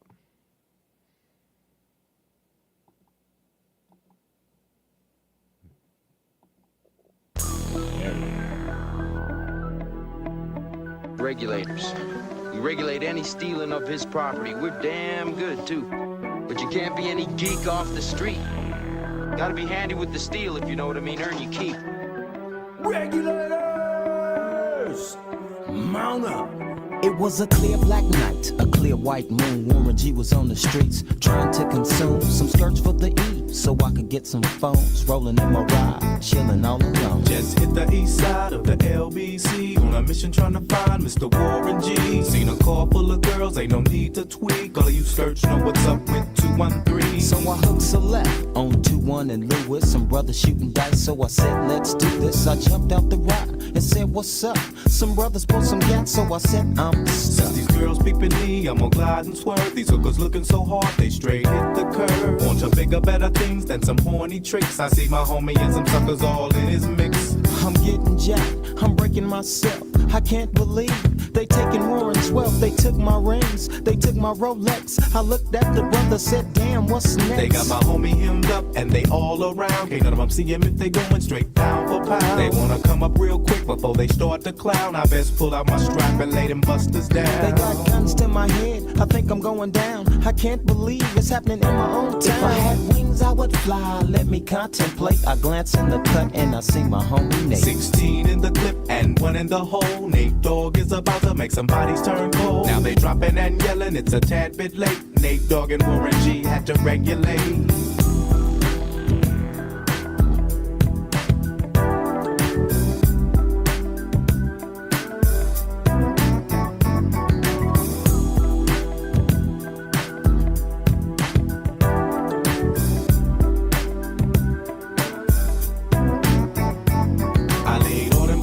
I let my gad explode. Now I'm switching my mind back into freak mode. If you won't skirt, sit back and observe. I just left a gang of those over there on the curb. Now they got the freaks and that's a known fact. Before I got jacked, I was on the same track.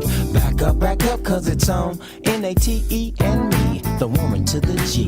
Just like I thought, they were in the same spot, in need of some desperate help. The Nate Dogg and the G-Child were in need of something else. One of them names was sexy as hell. I said, ooh, I like your size. She said my chords broke down and just sing real nice. Would you let me ride? I got a car full of girls and it's going real swell. The next stop is the East Side Motel.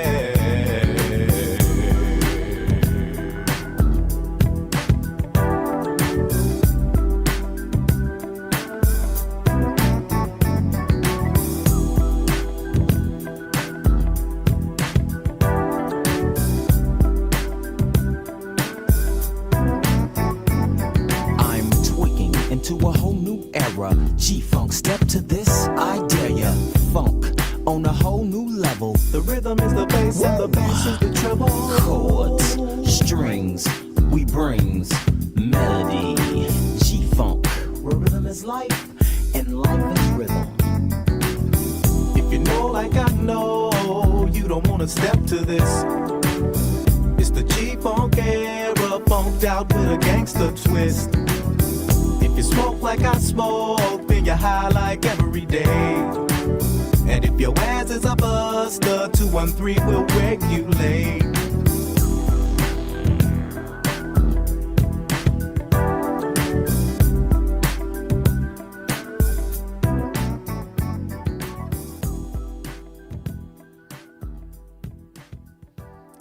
I love it, man. I love the beat.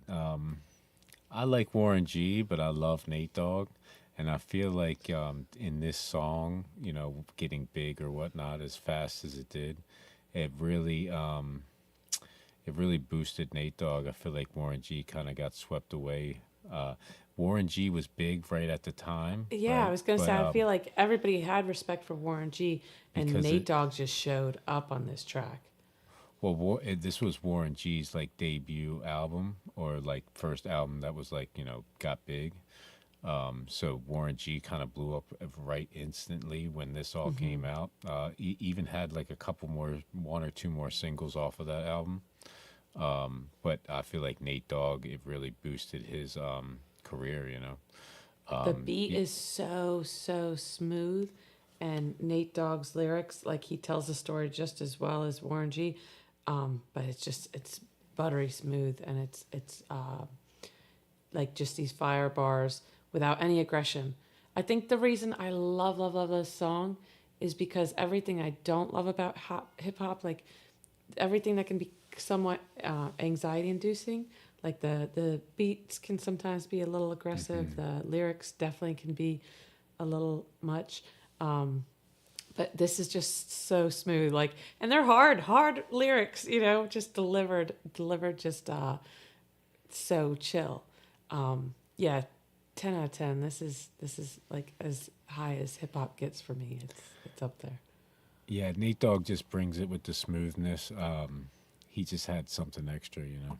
Yeah, no, not taking anything away from Warren G. Again, he's like telling a story here.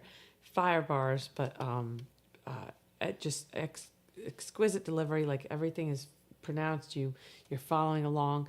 But then, yeah, Nate Dogg just brings like this charisma and smoothness to the lyrics. I can't even describe it better than smoothness. But it's definitely like a nice highlight.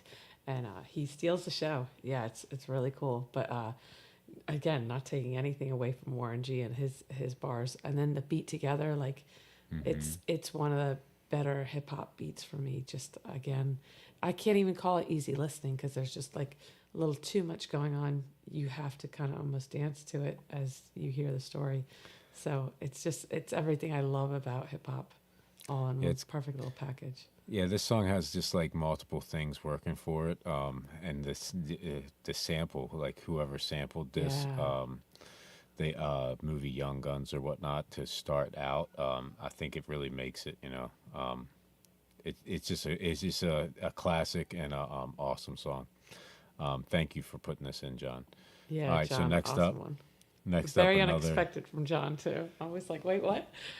Yeah, and both of these songs were big back in the day too. Like I remember multiple weeks of them being up on MTV. I was just like a big head at the time, you know, checking out MTV. This song as soon as you play it.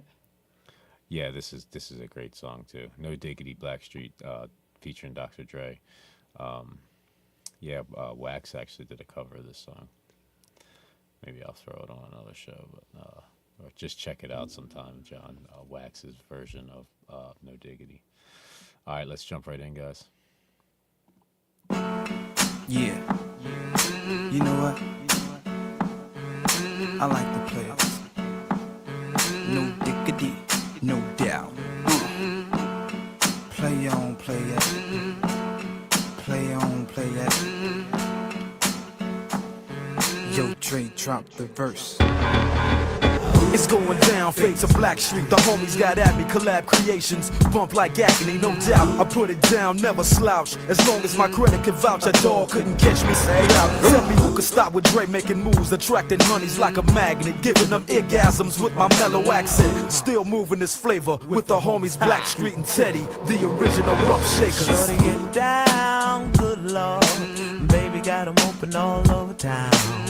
Strictly bitch, she don't play around. Cover much grounds, got game by the pound. Getting paid is a forte, each and every day. True play away.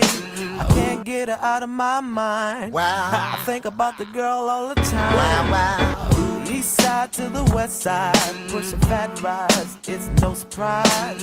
She got tricks in the stash, stacking up the cash, fast when it comes to the gas. By no means average, it's on when she's got to have it. Baby, you're a perfect 10, I wanna get in, can I get down so I can? I like the way you work it, no diggity, I got to bag it up. Bag it up. I like the way you work it, no diggity, I got to bag it up. Bag it up, girl. I like the way you work it, no diggity, I got to bag it up. Bag it up. I like the way you work it, no diggity, I got to bag it up. She's got class and style, street knowledge by the pound. Baby never act wild, very low key on the profile. Catching feelings is a no, let me tell you how it goes. Curves the word, spins the verb, lovers it curves so freak what you heard. Rolling with the fatness, cause you don't even know what the half is. You got to pay to play just for shorty bang bang to look your way. I like the way you work it, trump tight all day, every day. You're blowing my mind, maybe in time, baby, I can get you in my ride. I like the way you work it, no diggity. I got to bag it up, bag it up. I like the way you work it, no diggity. I got to bag it up. I like the way you work it, no diggity. I got to bag it up, babe. I like the way you work it, no diggity. I got to bag it up. Hey yo, hey yo, hey yo, hey yo. Hey yo, that girl looks good. Hey yo, hey yo, hey yo, hey yo. Play on, play on, play on. Hey yo, hey yo, hey yo, hey yo. You're my kind of girl. Hey yo, hey yo, hey yo, hey yo.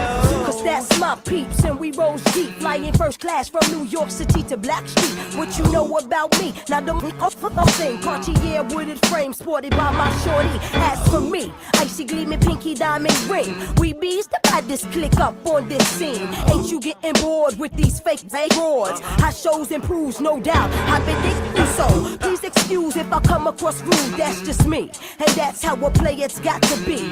Stay kicking game with a capital G. Ask the peoples on my block, I'm as real as can be. Word is born, faking moves never been my thing. So Teddy, pass the word to your nigga Chauncey. I'll be sending the call, let's say around 3:30. Queen Pen and Black Sheep. I like the way you work it, no diggity. I got to bag it up. I like the way you work it, no diggity. I got to bag it up. I like the way you work it, no diggity. I got to bag it up. I like the way you work it, no diggity. I got to bag it up.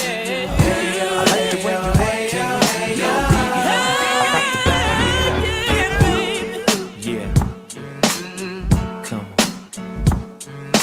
Becky in full effect, Lisa in full effect, Nikki in full effect, Tamika in full effect, Lay's in full effect, ain't nothing going on but the rent, yeah. Play on, play it, play on, play it, play on, play on, play on, play on, cause I like it, no diggity, no doubt, yeah. Blackstreet Productions, we out, ride, we out. Oh, super fire.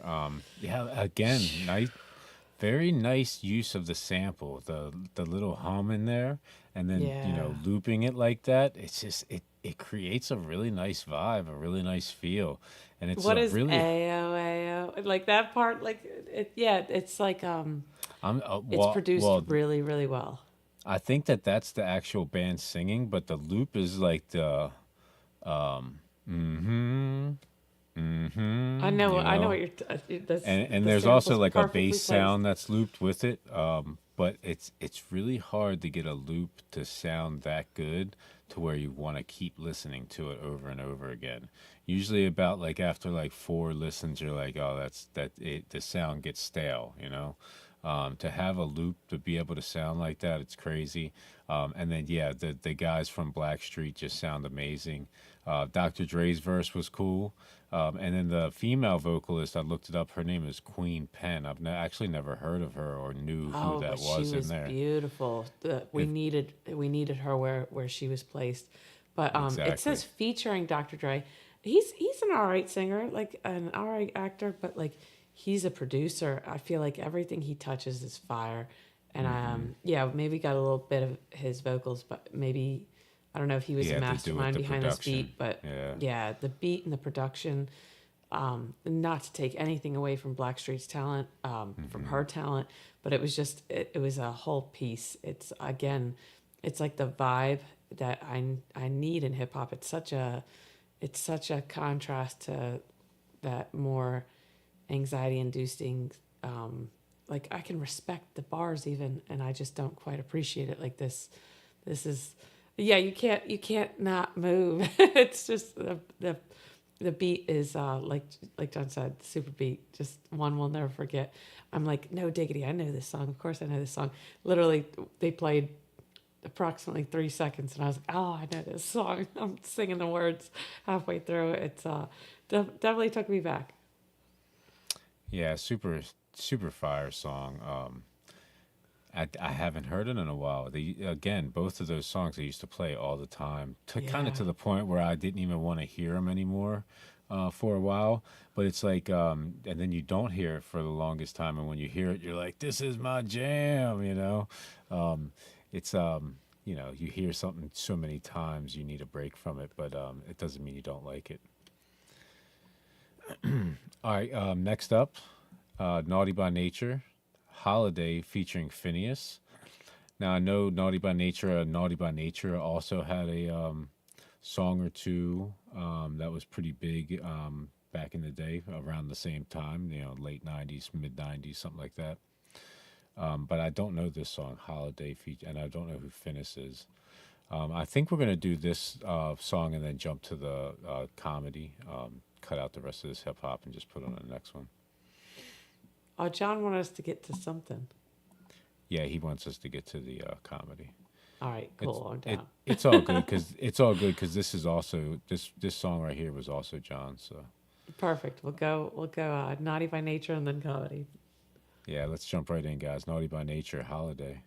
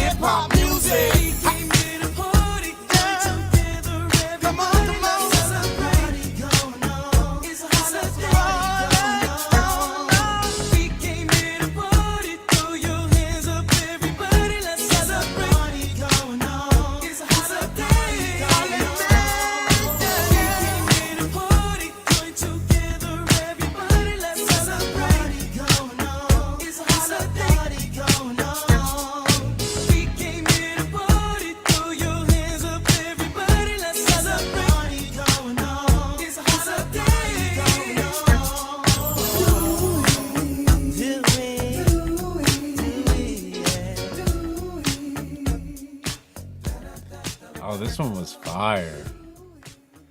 So this, if I knew like what this song was, I would have probably started off with it, because this is like old school, you know. This is like them doing their version of like a old school hip hop song. Yeah, so you know, hip hop started from, you know, DJs playing old funk records, old disco records, and then just like finding the break, finding like the really cool parts that they liked the most, and then looping them, you know, and then you know, eventually started like ad-libbing vocals a little bit, and then coming up with entire verses and freestyles, and you know, it was off to the races from there. But this really shows, you know, like the bridge from the funk and the disco to hip hop, you know. This was a straight up, you know, disco beat, funk beat, you know. It's kind of like in between disco and funk, to be honest with you. I would probably call it a little more disco. But yeah, I enjoyed this. So I'm guessing that the second vocalist or the second rapper was Tretch, because Tretch is a little better, and it sounded like a, you know, he had a lot better of a flow, you know what I mean? The first guy was a little more vanilla. But yeah, super enjoyable. I love this, man. It had this, and it being, you know, holiday, it's just more of a celebration song, celebration of hip hop. I love celebrating hip hop, man. This is a 9.75 for me. I love this one. The other two were probably a little bit more nostalgic. And because of that, you know, I'm a little biased. But yeah, I'm going like 9.8, 9.8, or 9.9, 9.8, and 9.7 here. Yeah.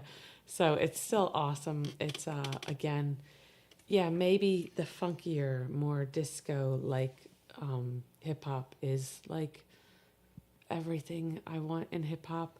But again, like I said, I really appreciate the bars. Like, you know, I'm more of a lyricist, so like for that reason, like some of the faster, more aggressive, up tempo stuff does impress. But this is just my kind of vibe. This is my speed. Another awesome little block. I thought, you know, hip hop, I wouldn't be quite as satisfied at the end of this block as others, but you proved me wrong for sure. Another awesome one. All right, guys, we're gonna take a little break and then get into some comedy. I don't think we're gonna get through all the comedy, but we're gonna try. Let's be positive. I'm just being real. I'm being real. I'm not being negative. All right, guys. Unique One versus Dr. Dre and Snoop Dogg. The next episode, bass remix, drum and bass remix. I gotta find it. My bad. Give me 1 sec. And we'll be right back.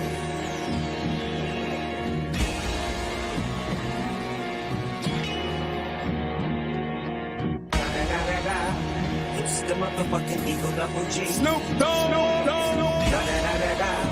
You know I'm out with the D.R.E. Yeah. You know who's back up in this motherfucker. So blaze the weed up then. Blaze that shit up, nigga. Yeah. Hold up. It's the motherfucking Eagle Double G. Snoop. Hey, we gon' rock until the wheels fall off. Hold up. Wait, for my niggas who be acting too hard. Dr. Dre, motherfucker. You ready for the next episode? Hey. It's the motherfucking Eagle Double G. Snoop. Hey, we gon' rock until the wheels fall off. Hold up. Wait, for my niggas who be acting too hard. Dr. Dre, motherfucker. You ready for the next episode? Hey.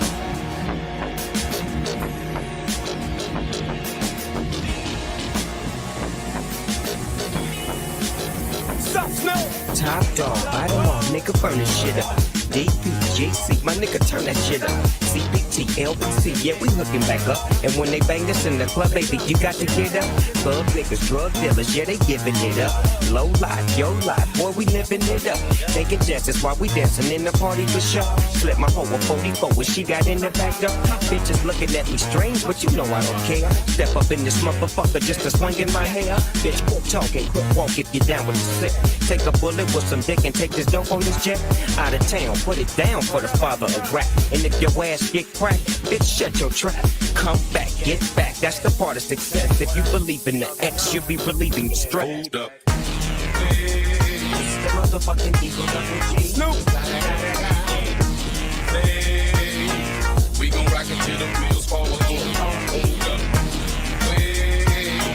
All my niggas who be rockin' too. Dr. Dre, motherfucker. Hope you ready for the next episode. Smoke weed.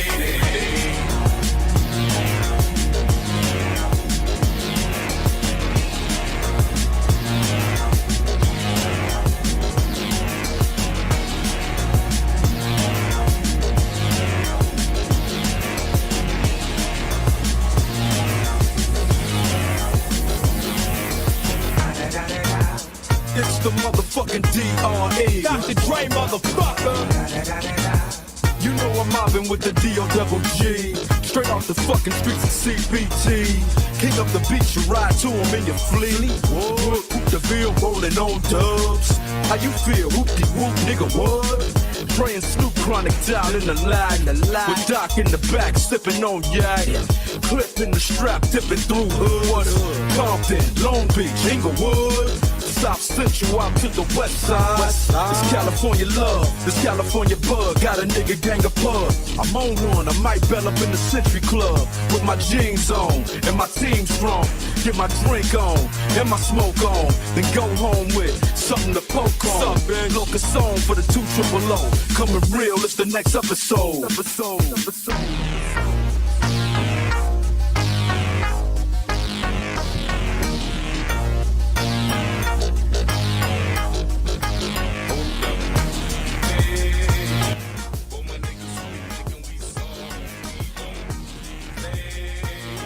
Welcome back, guys. My apologies. I don't know. Whatever. Did you hit something? I feel like a couple times it happened like that, and we were up when I didn't even realize it. I didn't hit anything. No. No, sir. Okay. Yes, STP, Soundgarden, anything Chris Cornell. Yes. All right, guys. That was our hip hop block.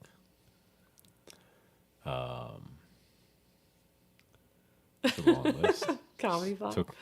Took me a while, yeah. Comedy block up next. And I We don't haven't done think we're gonna comedy in get- so long. This is awesome. Yeah, I don't think we're gonna get through all of it either, but we got at least 4 of them up We for can you. save more for next time. Monty Python Cheese Shop, and this was John. Oh wait. Monty Python. Yes. Can we recap real quick before we forget tonight? Like, what are we doing? We're doing shows Tuesday and Wednesday this week. Okay, yeah. So Tuesday, tomorrow, Night of 1,000 Instruments. Instruments was a U. I misspelled it, and John caught me. Appreciate the catch, John. Yeah, so Night of 1,000 Instruments. All the songs are in the description of the live, and then the following night, Wednesday night, which is the 29th, is Request Fest 34 Halloween special, and that show is filled to the top also. So we're sold out. All the songs are in the descriptions, so if you want to check them out or put a notification on, go check and see if you want. Were you and John conspiring for Sunday? Oh, okay. So I wasn't sure yet. Was still trying to. Oh, I don't. No, it doesn't sound like a it, bore. it definitely won't bore us, John. What was I saying? Yeah. Sunday. So Sunday we're going to try to do a LA day. I think John has put some in. Again, just need to like try to iron out a time so I can set the live up. Okay. Yeah, and if you would. So point to be us- determined. Never mind. Okay. You just asked me before. I said, okay, let's clarify. All right. So Tuesday and Wednesday, we got our story straight. By Wednesday, we'll get our story straight going forward. So, but yeah, we're still just going to wanna- try to do the Monday and Wednesday next week, but you're thinking maybe Sunday, Monday, Wednesday? Yeah, so next week, just Request Fest Monday and Wednesday. Got it, No warning Wednesday this time. Maybe we'll do it next time. But I want to do a LA day. John, make sure you point us towards. I know you put some in for LA day. I'm just not 100% sure where they are. Just try to point us towards it, and I'll set it up as soon as we can, like iron out a time or whatnot. All right, but we got our story straight Tuesday and Wednesday. All right. Let All me right, do proceed. My bad. I just I didn't want Let to me wrap just- up the show, and we didn't get there. Here we go. All right. Next up, Comedy Block, Monty Python Cheese Shop. I'm excited about this, guys. I've saw like one Monty Python. I couldn't even tell you which one it was. The one where they're in like, oh shit, I can't even remember. My older brother is 14 months older. It's been a long and time. He loves Monty Python. Yeah, I've seen it all. All right, let's jump right in, guys. Monty Python Cheese Shop.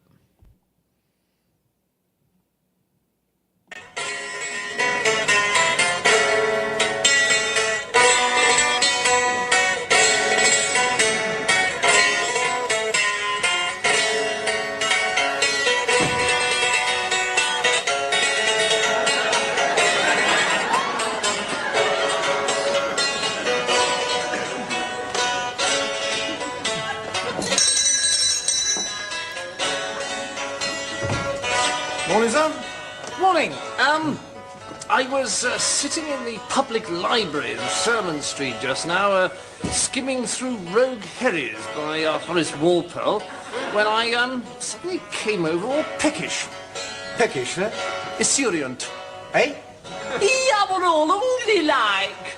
Ah, hungry. In a nutshell, so I thought to myself, a little fermented curd will do the trick.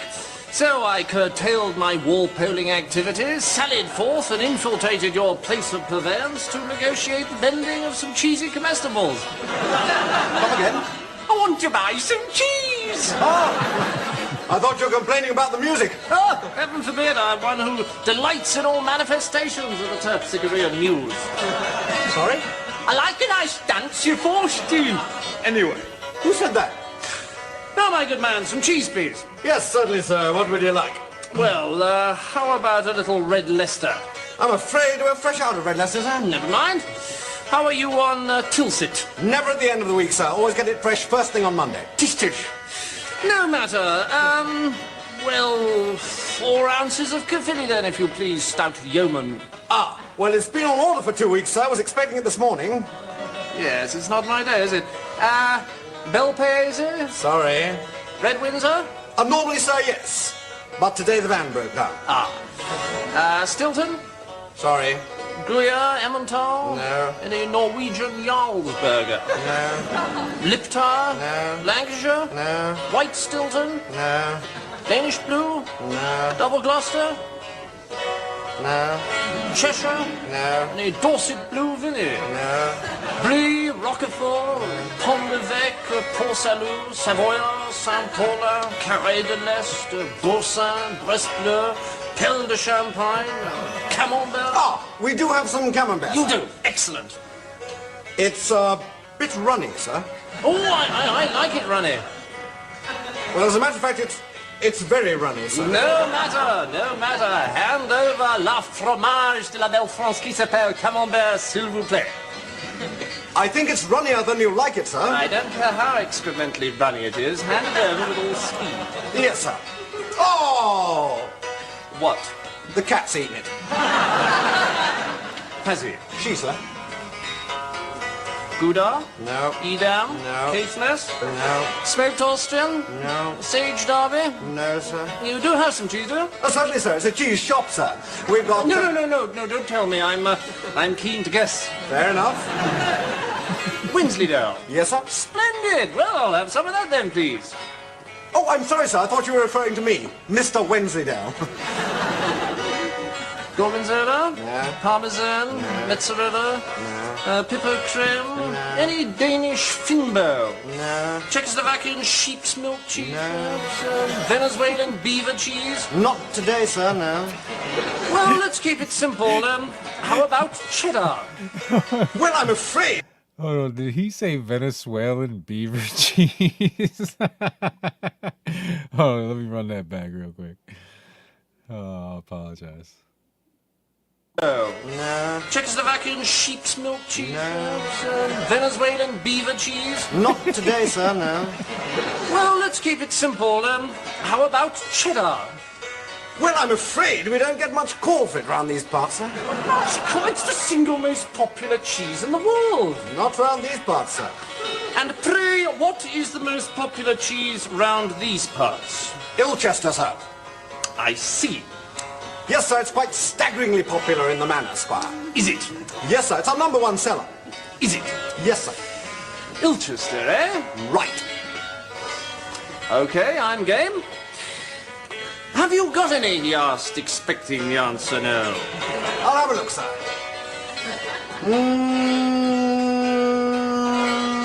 No. It's not much of a cheese shop, really, is it? Finest in the district, sir. And what leads you to that conclusion? Well, it's so clean. Well, it's certainly uncontaminated by cheese. You haven't asked me about Limburger, sir. Is it worth it? Could be. Okay. Have you got... Will you shut that bloody dancing up? I told you so. Have you got any Limburger? No. No, that figures. No, it's pretty predictable, really. It was an act of pure optimism to pose the question in the first place.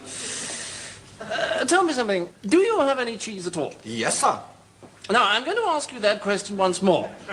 And if you say no, I'm going to shoot you through the head. Now, do you have any cheese at all? No. What a senseless waste of human life.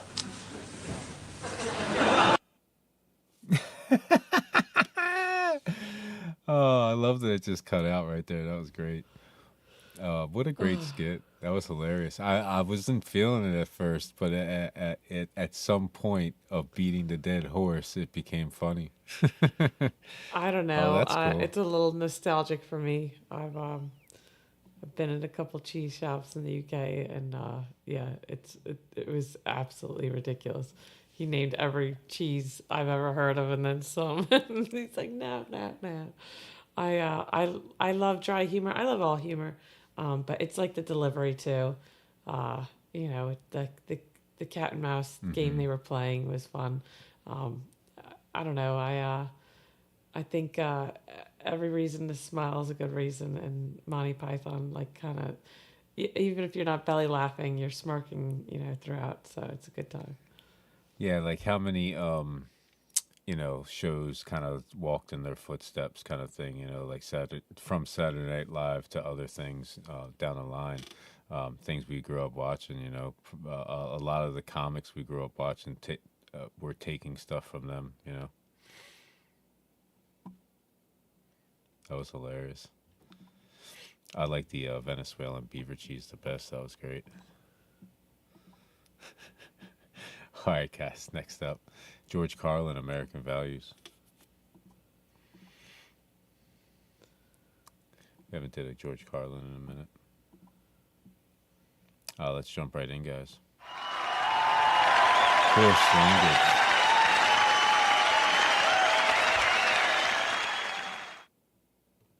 Hey, I'm the first one to say it's a great country, but it's a strange culture. We got a strange culture. This has got to be the only country in the world that could ever come up with a disease like bulimia. Got to be the only country in the world where some people have no food at all and other people eat a nourishing meal and puke it up intentionally. This is a country where tobacco kills 400,000 people a year, so they ban artificial sweeteners. Because a rat died. You know what I mean?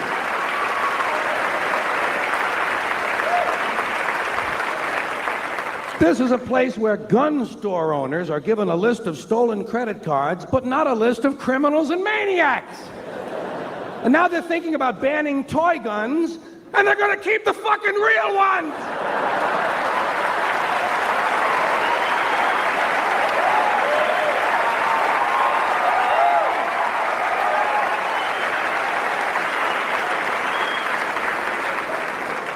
This is a place where alcohol ruins more lives than cancer, and everybody gets upset when some athlete gets hooked on cocaine.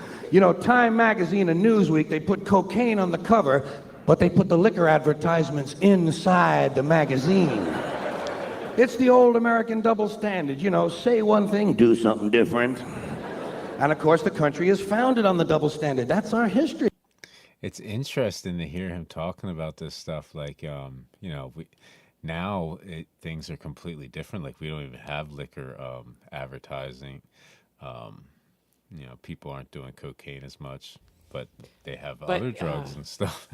It's like one just replaces the other, or one gets more popular than the other, you know.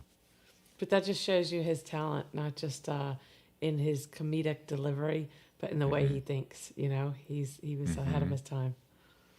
Yeah, I said this before. Like, he's a little different than a regular comic. He's like, he's got his jokes, but in between, he kind of hits you with all this information, you know? He's edgy and he's intelligent. It all is a beautiful little snowball. Right, exactly. I'm going to run this back a little bit so we don't skip anything. It's a short one. Oh, say one thing, do something different. And of course, the country is founded on the double standard. That's our history. We were founded on a very basic double standard. This country was founded by slave owners who wanted to be free. Am I right? A group of slave owners who wanted to be free. So they killed a lot of white English people in order to continue owning their black African people, so they could wipe out the rest of the red Indian people and move west and steal the rest of the land from the brown Mexican people, giving them a place to take off and drop their nuclear weapons on the yellow Japanese people. You know what the motto? You know what the motto of this country ought to be? You give us a color, we'll wipe it out. So dark too, right? Edgy. Yeah, exactly. But you know, not wrong at the same time. You know, very realistic in his approach. Yeah. But makes you think, and that's like, some people don't want to think about these things, but you like, what do they say? If you don't learn from history, you're bound to repeat it. So I think, we threw all that tea. We wanted our freedom from the English, right? But then turned right around and treated the rest of every other population, you know, we come across. It's not wrong, yeah. At the end of the day, we're all humans, right? It's crazy history, but you know, it's American history. You got to learn from it. He's got a little bit of a punch to his delivery. Kind of similar to like Dave Chappelle or like Bill Burr. He says the controversial stuff, but like, he doesn't tiptoe. There's no apology. Just makes you think. Yeah, like the times that he really wants to get his point across, he really has that punch in his delivery. You know, turns the volume up just a little bit. You know, it's there's like a little build up. Yeah, he's like, it opens your ear up that little bit more. You know, like a questioning inflection, and then bam, gives you the answer. Yeah, it's like he takes you on a little bit of a story, and then he gets on that soapbox on them on certain parts of his story, and just really turns up the volume. You know. Yeah, I feel like he's a great comedian because he's so intelligent. Like, usually that's not the combo, you know, of all the comedians, but it's he definitely makes you think. I love it. It's definitely a formula, a working formula, you know. All right, guys, next up, Ron White, Pick Me, Pick Me. Speaking of a totally different formula. All right, let me do this one. All right, let's jump right in. Ron White, pick me, pick me. When I first met Barbara, she had this 15-year-old Scottish Terrier she was trying to squeeze another year out of. And the first time I saw this dog, I was like, oh man, this dog's about to die, and I don't want to go through the death of this dog with this woman around. I just met her, and I'm not that sensitive. It's good that you know that. No, I do know it. And sure enough, 2 weeks later, clunk.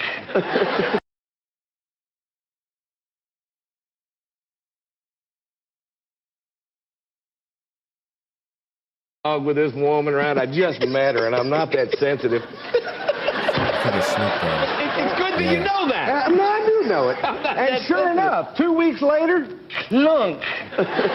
Dead, and she is inconsolable, in bed, sobbing. Now, I've seen people lose it over the death of a pet, right? But this dog lived 15 years. Right. If you want much more than that out of a pet, you need to get a tortoise or a tree. Well, she's in bed sobbing, and this is what happened. I didn't know what to do, and I call Foxworthy, and I tell him, buddy, I'm lost. Yeah. And he goes, get her another dog, or however he talks. You know? I think it was Larry. Wasn't that Larry, the cable guy? Larry. I think you called Larry the cable guy. That's what it was. The speed dial's right next to each other. When I contact my boys. Yeah. But, and I tell her, I said, honey, I'll get you another dog. And she loses it, right? She said, I don't want another dog. I never want another dog. I want my doggy back. And I was like, wow. And I listened to it for like a week, and then I'm like, you know what? I'm going to get her another dog. And I find a place that breeds Scottish Terriers, not too far from where we live. And I get her in the car, and I tell her where we're going. And at first, she's against it. I don't want another dog. I never want another dog. But we get down there, she sees them all hopping in the window. Pick me, let's go. And I buy her this little black Scottish Terrier puppy, and I give it to her. And folks, it heals her heart. Right. This little puppy heals her broken heart. Oh, that's wonderful. Well, 2 weeks ago, her father passed away, and I'm like, I think I see a way out of this. So Hold on 1 second. So this is great, him telling this story, but to me, just having Snoop here and laughing at your story, that's like another level of epicness, right? I think it's hilarious. Snoop has been everywhere, just like incognito. Right, exactly. Sometimes on these shows things just come together like that, kind of like the Rock Block tonight, how it was just like everything was a cover. It was really cool. All right, let's get back into this. Sorry, guys.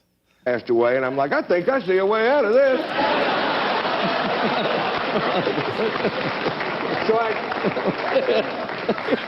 So I get her in the car, and she doesn't know we're going to the old folks' home. And when I tell her at first, she's against it, right? I don't want a new daddy. I don't want a new daddy. But we get down there, she sees them all hopping in the window. Pick me. She wanted a black one. I'm like, keep it simple.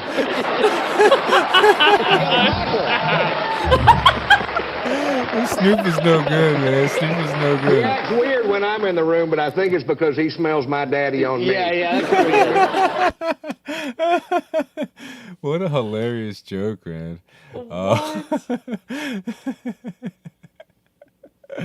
It's dark, but it's a good joke, right?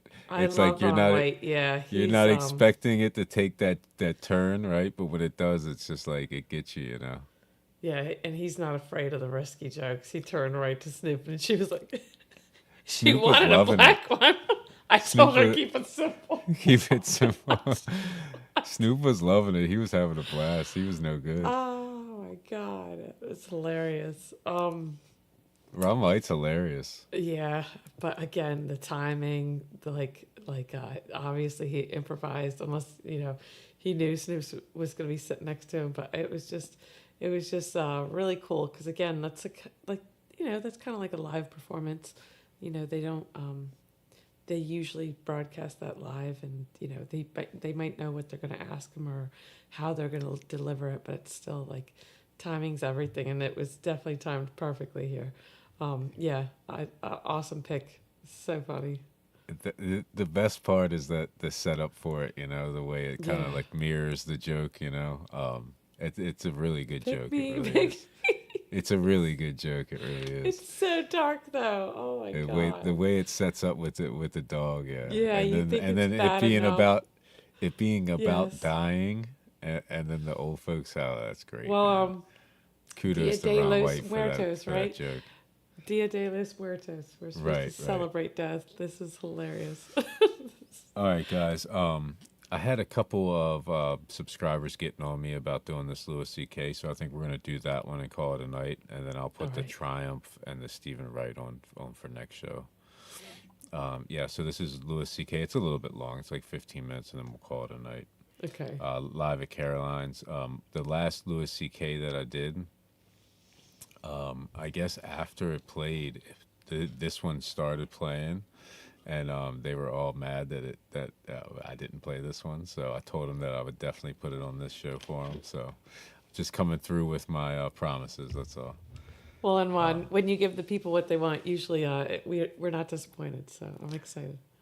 Louis C.K.'s made us laugh like the last couple of times anyway. So it's gold.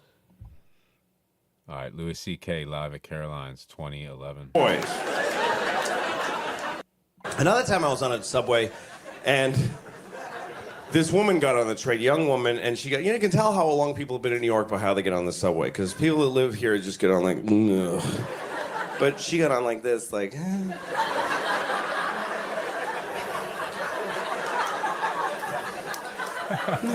was pretty bad last time. I hope I don't hope nobody pisses in my face today. Last time, 14 people pissed right into my mouth. That was really traumatic for me, but I'm hanging in there. Still taking the train. I feel bad, you know? I'm like that way as a father, too. Like, I have 2 kids, and I have a responsibility to stay in shape so I can take care of them, but I don't. I'm always in a 48-hour window of diarrhea. Either that I had it or I'll be having it within 48 hours of any given moment. There's always 2 diarrheas running up along the slide of my life, and I'm in somewhere. And depending on where in that window I am dictates how much of a radius from my home I'm willing to venture. Otherwise, I'm having diarrhea in a public restroom with my kids standing there watching me because they're little. I can't leave them out in a place. Daddy, I don't want you to have diarrhea. Sorry, honey, you want to go to the aquarium, is what happens. I told you, let's go to the deli and buy a Daily News and go home, but you want to get all fancy and go to the aquarium, so you gotta watch Daddy shit water out of his asshole. I was hanging out with a couple that I know, and they're married. They're 43 like me, and they're married. That's pretty much, once you're 43, you're either married, you're divorced. You don't really, after 43, the window's closed. You're staying. And it's true. That's what. All right, nobody cares that you're relating to this. Shut up. It's not interesting or important. I don't care. I get it. You're all well dressed. You all work together. No, you're not gonna get the focus of the show. You're just not. Just shut up. No one's gonna want to watch a TV show about that I talked to some guy all his friends took him out and come on. No, shut up. I'd rather there was an empty table here, and there will be if you don't shut up. All right. So anyway, I was reading to my kids the other night. We have a rule that if they get their teeth brushed and their goddamn pajamas on by 7:30, I'll read a book. Those are the rules. I'm always glad when they get ready because I like to read to them. I do. I love reading to my girls. So we read a book the other night. We were reading Tom Sawyer. I'm reading them Tom Sawyer because Mark Twain, great author, and they're 5 and 9 years old. They're young for it, but they catch up to it, and they're fascinated by all the language. He uses big words and beautiful writer. And I picked Tom Sawyer, not Huckleberry Finn, because Tom Sawyer is a nice kid. Goes to school, he goes to church, lives with his aunt. Now, Huckleberry Finn is a dirty little homeless little white trash creep. And main problem is that he won't stop saying nigger. I mean, 40 times a page. I can't sit on my daughter's bed and just say nigger all night and then put her to sleep. I just ain't gonna do that. Anyway, I'm reading him Tom Sawyer, and it's a real nice book, but then all of a sudden he runs into Huckleberry Finn on the street. And then Tom saw his friend Huck Finn. I'm like, oh God, okay. All right, let's take it easy here, fellas. Let's just have a nice, quiet conversation here. Let's see how this goes. Huckleberry Finn was carrying a dead cat. It's not a good sign. He's walking around with a dead cat. Tom Sawyer says, what you doing with a dead cat, Huck? Huck Finn says, gonna cure my warts. All right. My kids are fascinated. Who told you could cure warts with a dead cat? Well, Tom Wilson did it. He learned it from Jack Johnson, who learned it from some nigger down the street. Oh, God. All right, girls, listen. Here's the thing. America... People would say this word, and it's not a good word, and I don't know why. I'm sounding like Bill Cosby right now. But people used to say this word, and this is not a nice word to say.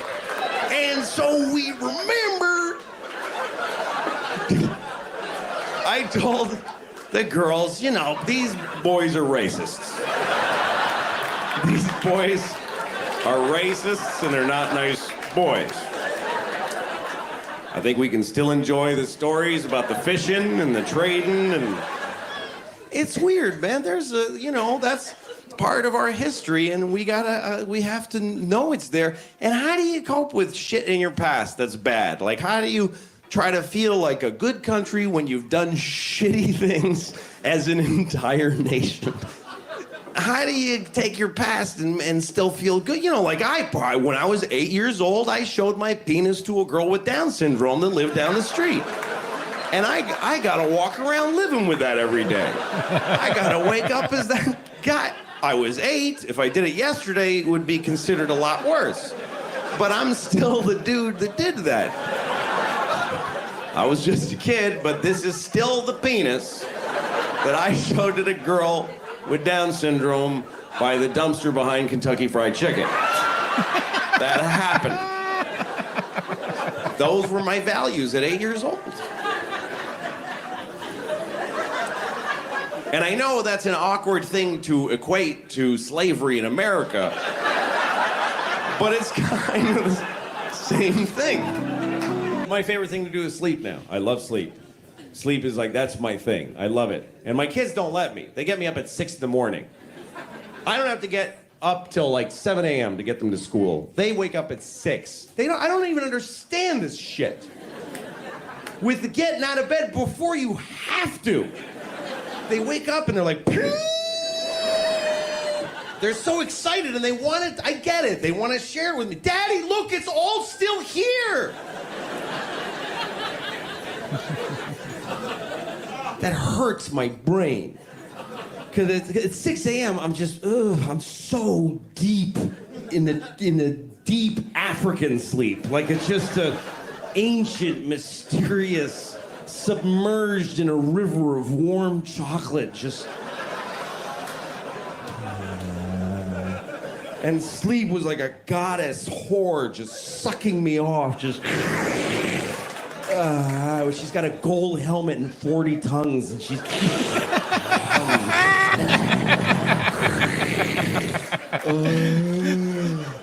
And she's speaking in a dead language. And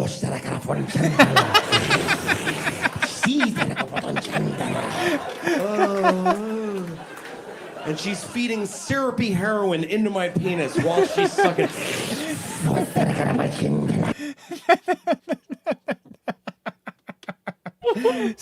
happened? Wait, we were just sleeping. This is better than I thought it would be. It's edgier too. Like I almost paused it and oh, we can't do this.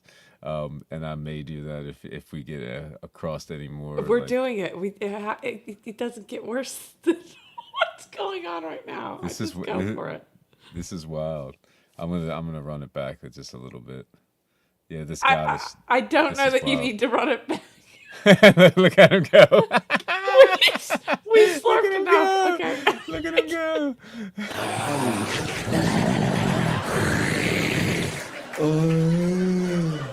And she's speaking in a dead language.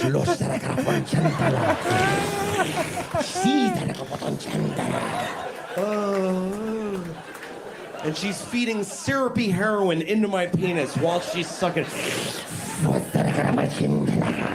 Oh, let this be my life, please. Let this be real. Let this be real. Daddy, no. Oh, shit. Daddy, wake up. I've always eaten wrong. I never knew that food is a benefit to your body. I never looked at it that way. I always looked at food as another awful thing I'm about to do. Oh, God, I'm going to have one of those. I never realized that food is supposed to be good. It's supposed to make you feel good. You should eat like a little piece of salmon this big, and then you're like, oh, shit, look at what I can do. That's supposed to be the effect of food. You're not supposed to just push more and more shit in until you're like, oh, God. Oh. You're not supposed to have to cancel shit because of something you ate.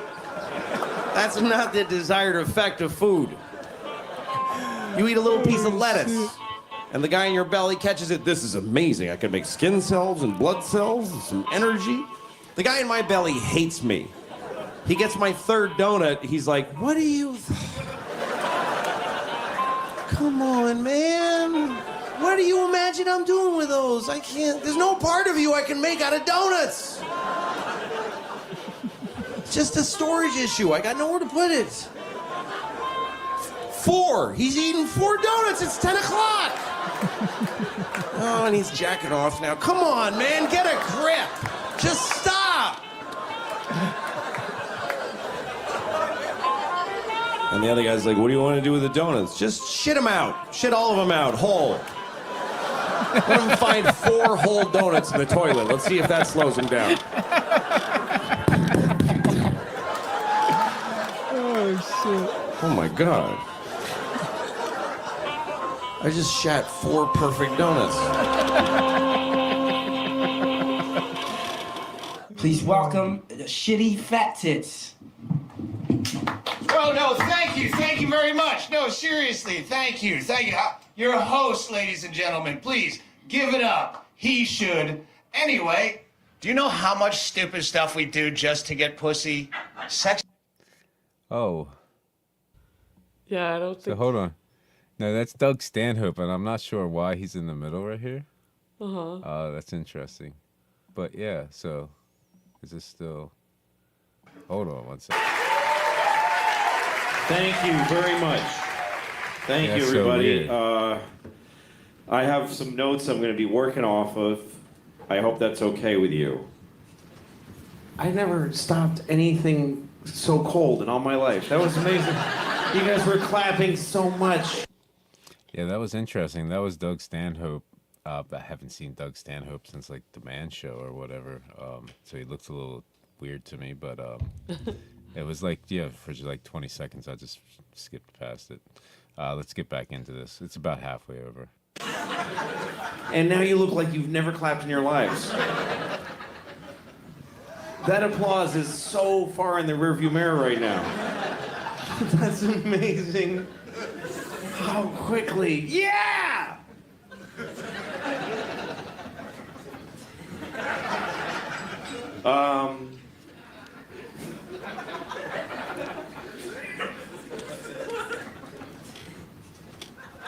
There was a girl once who blew me, who subsequently hung herself to death. It's true. She didn't do it right after, just so you know. She didn't do it like immediately after. She did it 2 years later. Because that's how long it takes. That's how long you can live with having blown me. before you need to end your life. That's how long everyone who has blown me has died 2 years later of their own doing. That's the gestation period for suicidal shame that comes from having had my penis in your mouth.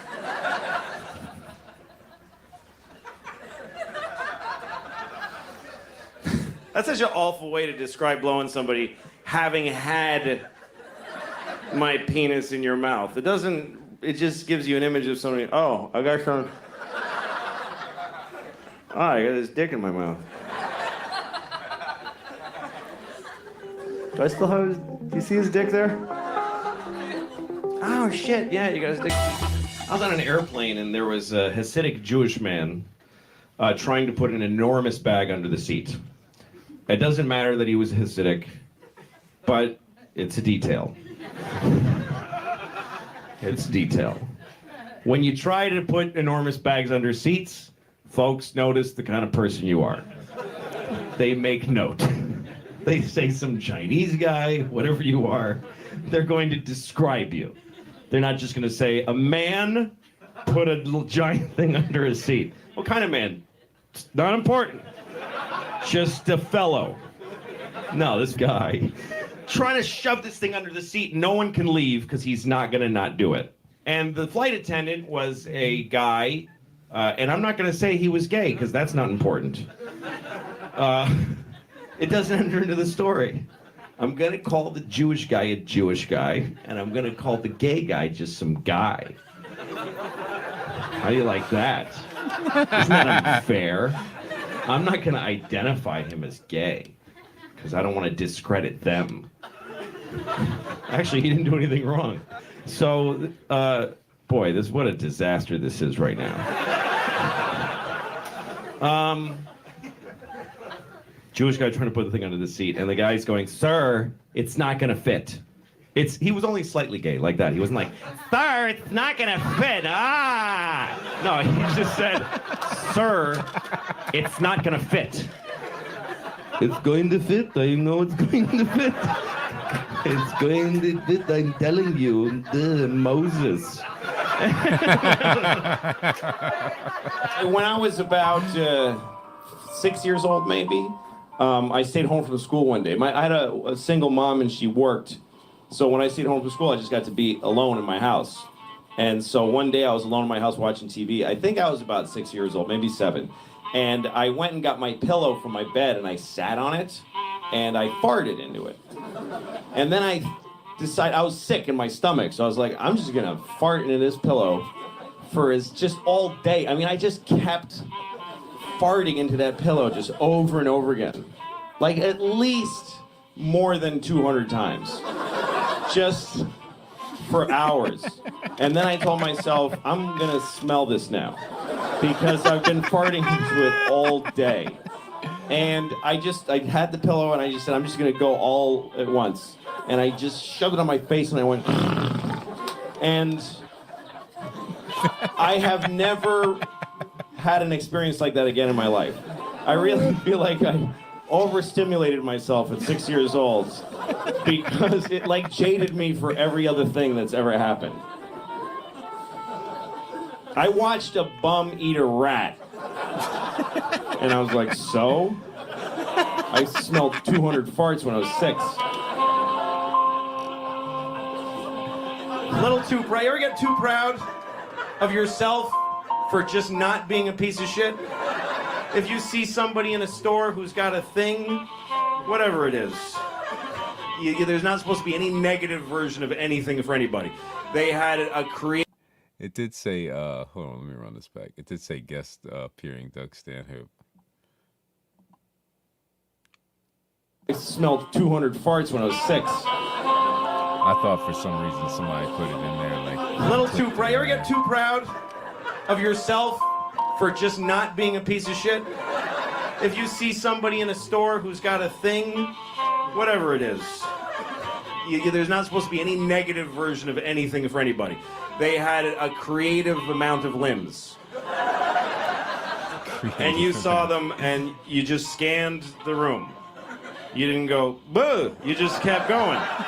You just kept, that's them, and you just went, you didn't go, ah! You just kept going. And then you're like excited, like, oh, I am an angel. Oh. There should be a statue of me in this spot, letting that person have the same just regular day that I had. When I was, when I graduated high school, all my friends went to college, and I didn't. I was a very bad student, and there was no, I could have gotten into some college, but why keep failing? Why just keep being in trouble all the time and doing things badly? So I just figured I'll just go work, do things. So I moved in with my only friend who I wasn't very good friends with, but he also didn't go to college. So we got an apartment in Boston. And so we're both 18 years old, living in downtown Boston. And we lived in one room. We slept in the same room. It was a little tiny studio apartment. And so one time he started making jokes about jerking off. He's like, do you jerk off a lot? You know, do you want me to leave the room so you can jerk off? Like, he kept saying that. Hey, man, if you need me to leave so you can jerk off, I'll do that or whatever. And I was like, well, hey, what about when you would jerk off? And he goes, I don't do that. And I was like, what? And he goes, I never have done it. And I was like, are you serious? I was blown away by this. He said, I've never done it. He goes, I kind of wish I could, but I just can't bring myself to do it. It's too weird. Like, I get weirded out. I've never done it. And I was like, really? And he said, yeah, I never jerked off. And he told me that. And that stuck in me for years because I thought there's folks that cannot do it. Because to me, this shit is just a plague. I'll never escape this shit. There's moments I've done this that I really would like to take back. But it's just, you know, sometimes I'm all packed, ready. I got bags of roll, and I go, oh, I gotta sit down and jerk off before I leave the house. It's just a constant insulin injection that I need to get. And I really hate it. I'd love to never have to jerk off. And I've always thought there's something wrong with me, because there's a dude who was pretty normal, who just said, I don't do it. Anyway, I ran into him about 2 years ago, and he said to me, remember when we talked about jerking off? And I said, yes. He said, I don't know why I was like ashamed to talk about it with you, but I was jerking off constantly. So he said, I've been jerking off since I was 11. And when we lived together, I used to go in the bathroom and jack off all the time, and I was afraid to tell you. And I was like, if I could murder one person, it would be you. If I could kill one guy, it would be you piece of shit. All right, we're gonna call it a night, guys. John just said stream unavailable. Good night, John. Yeah, I'll check it out. The ones that we've seen, I'll probably take off, and then we'll just play probably the first couple or whatnot. Good night, all. Peace out, guys.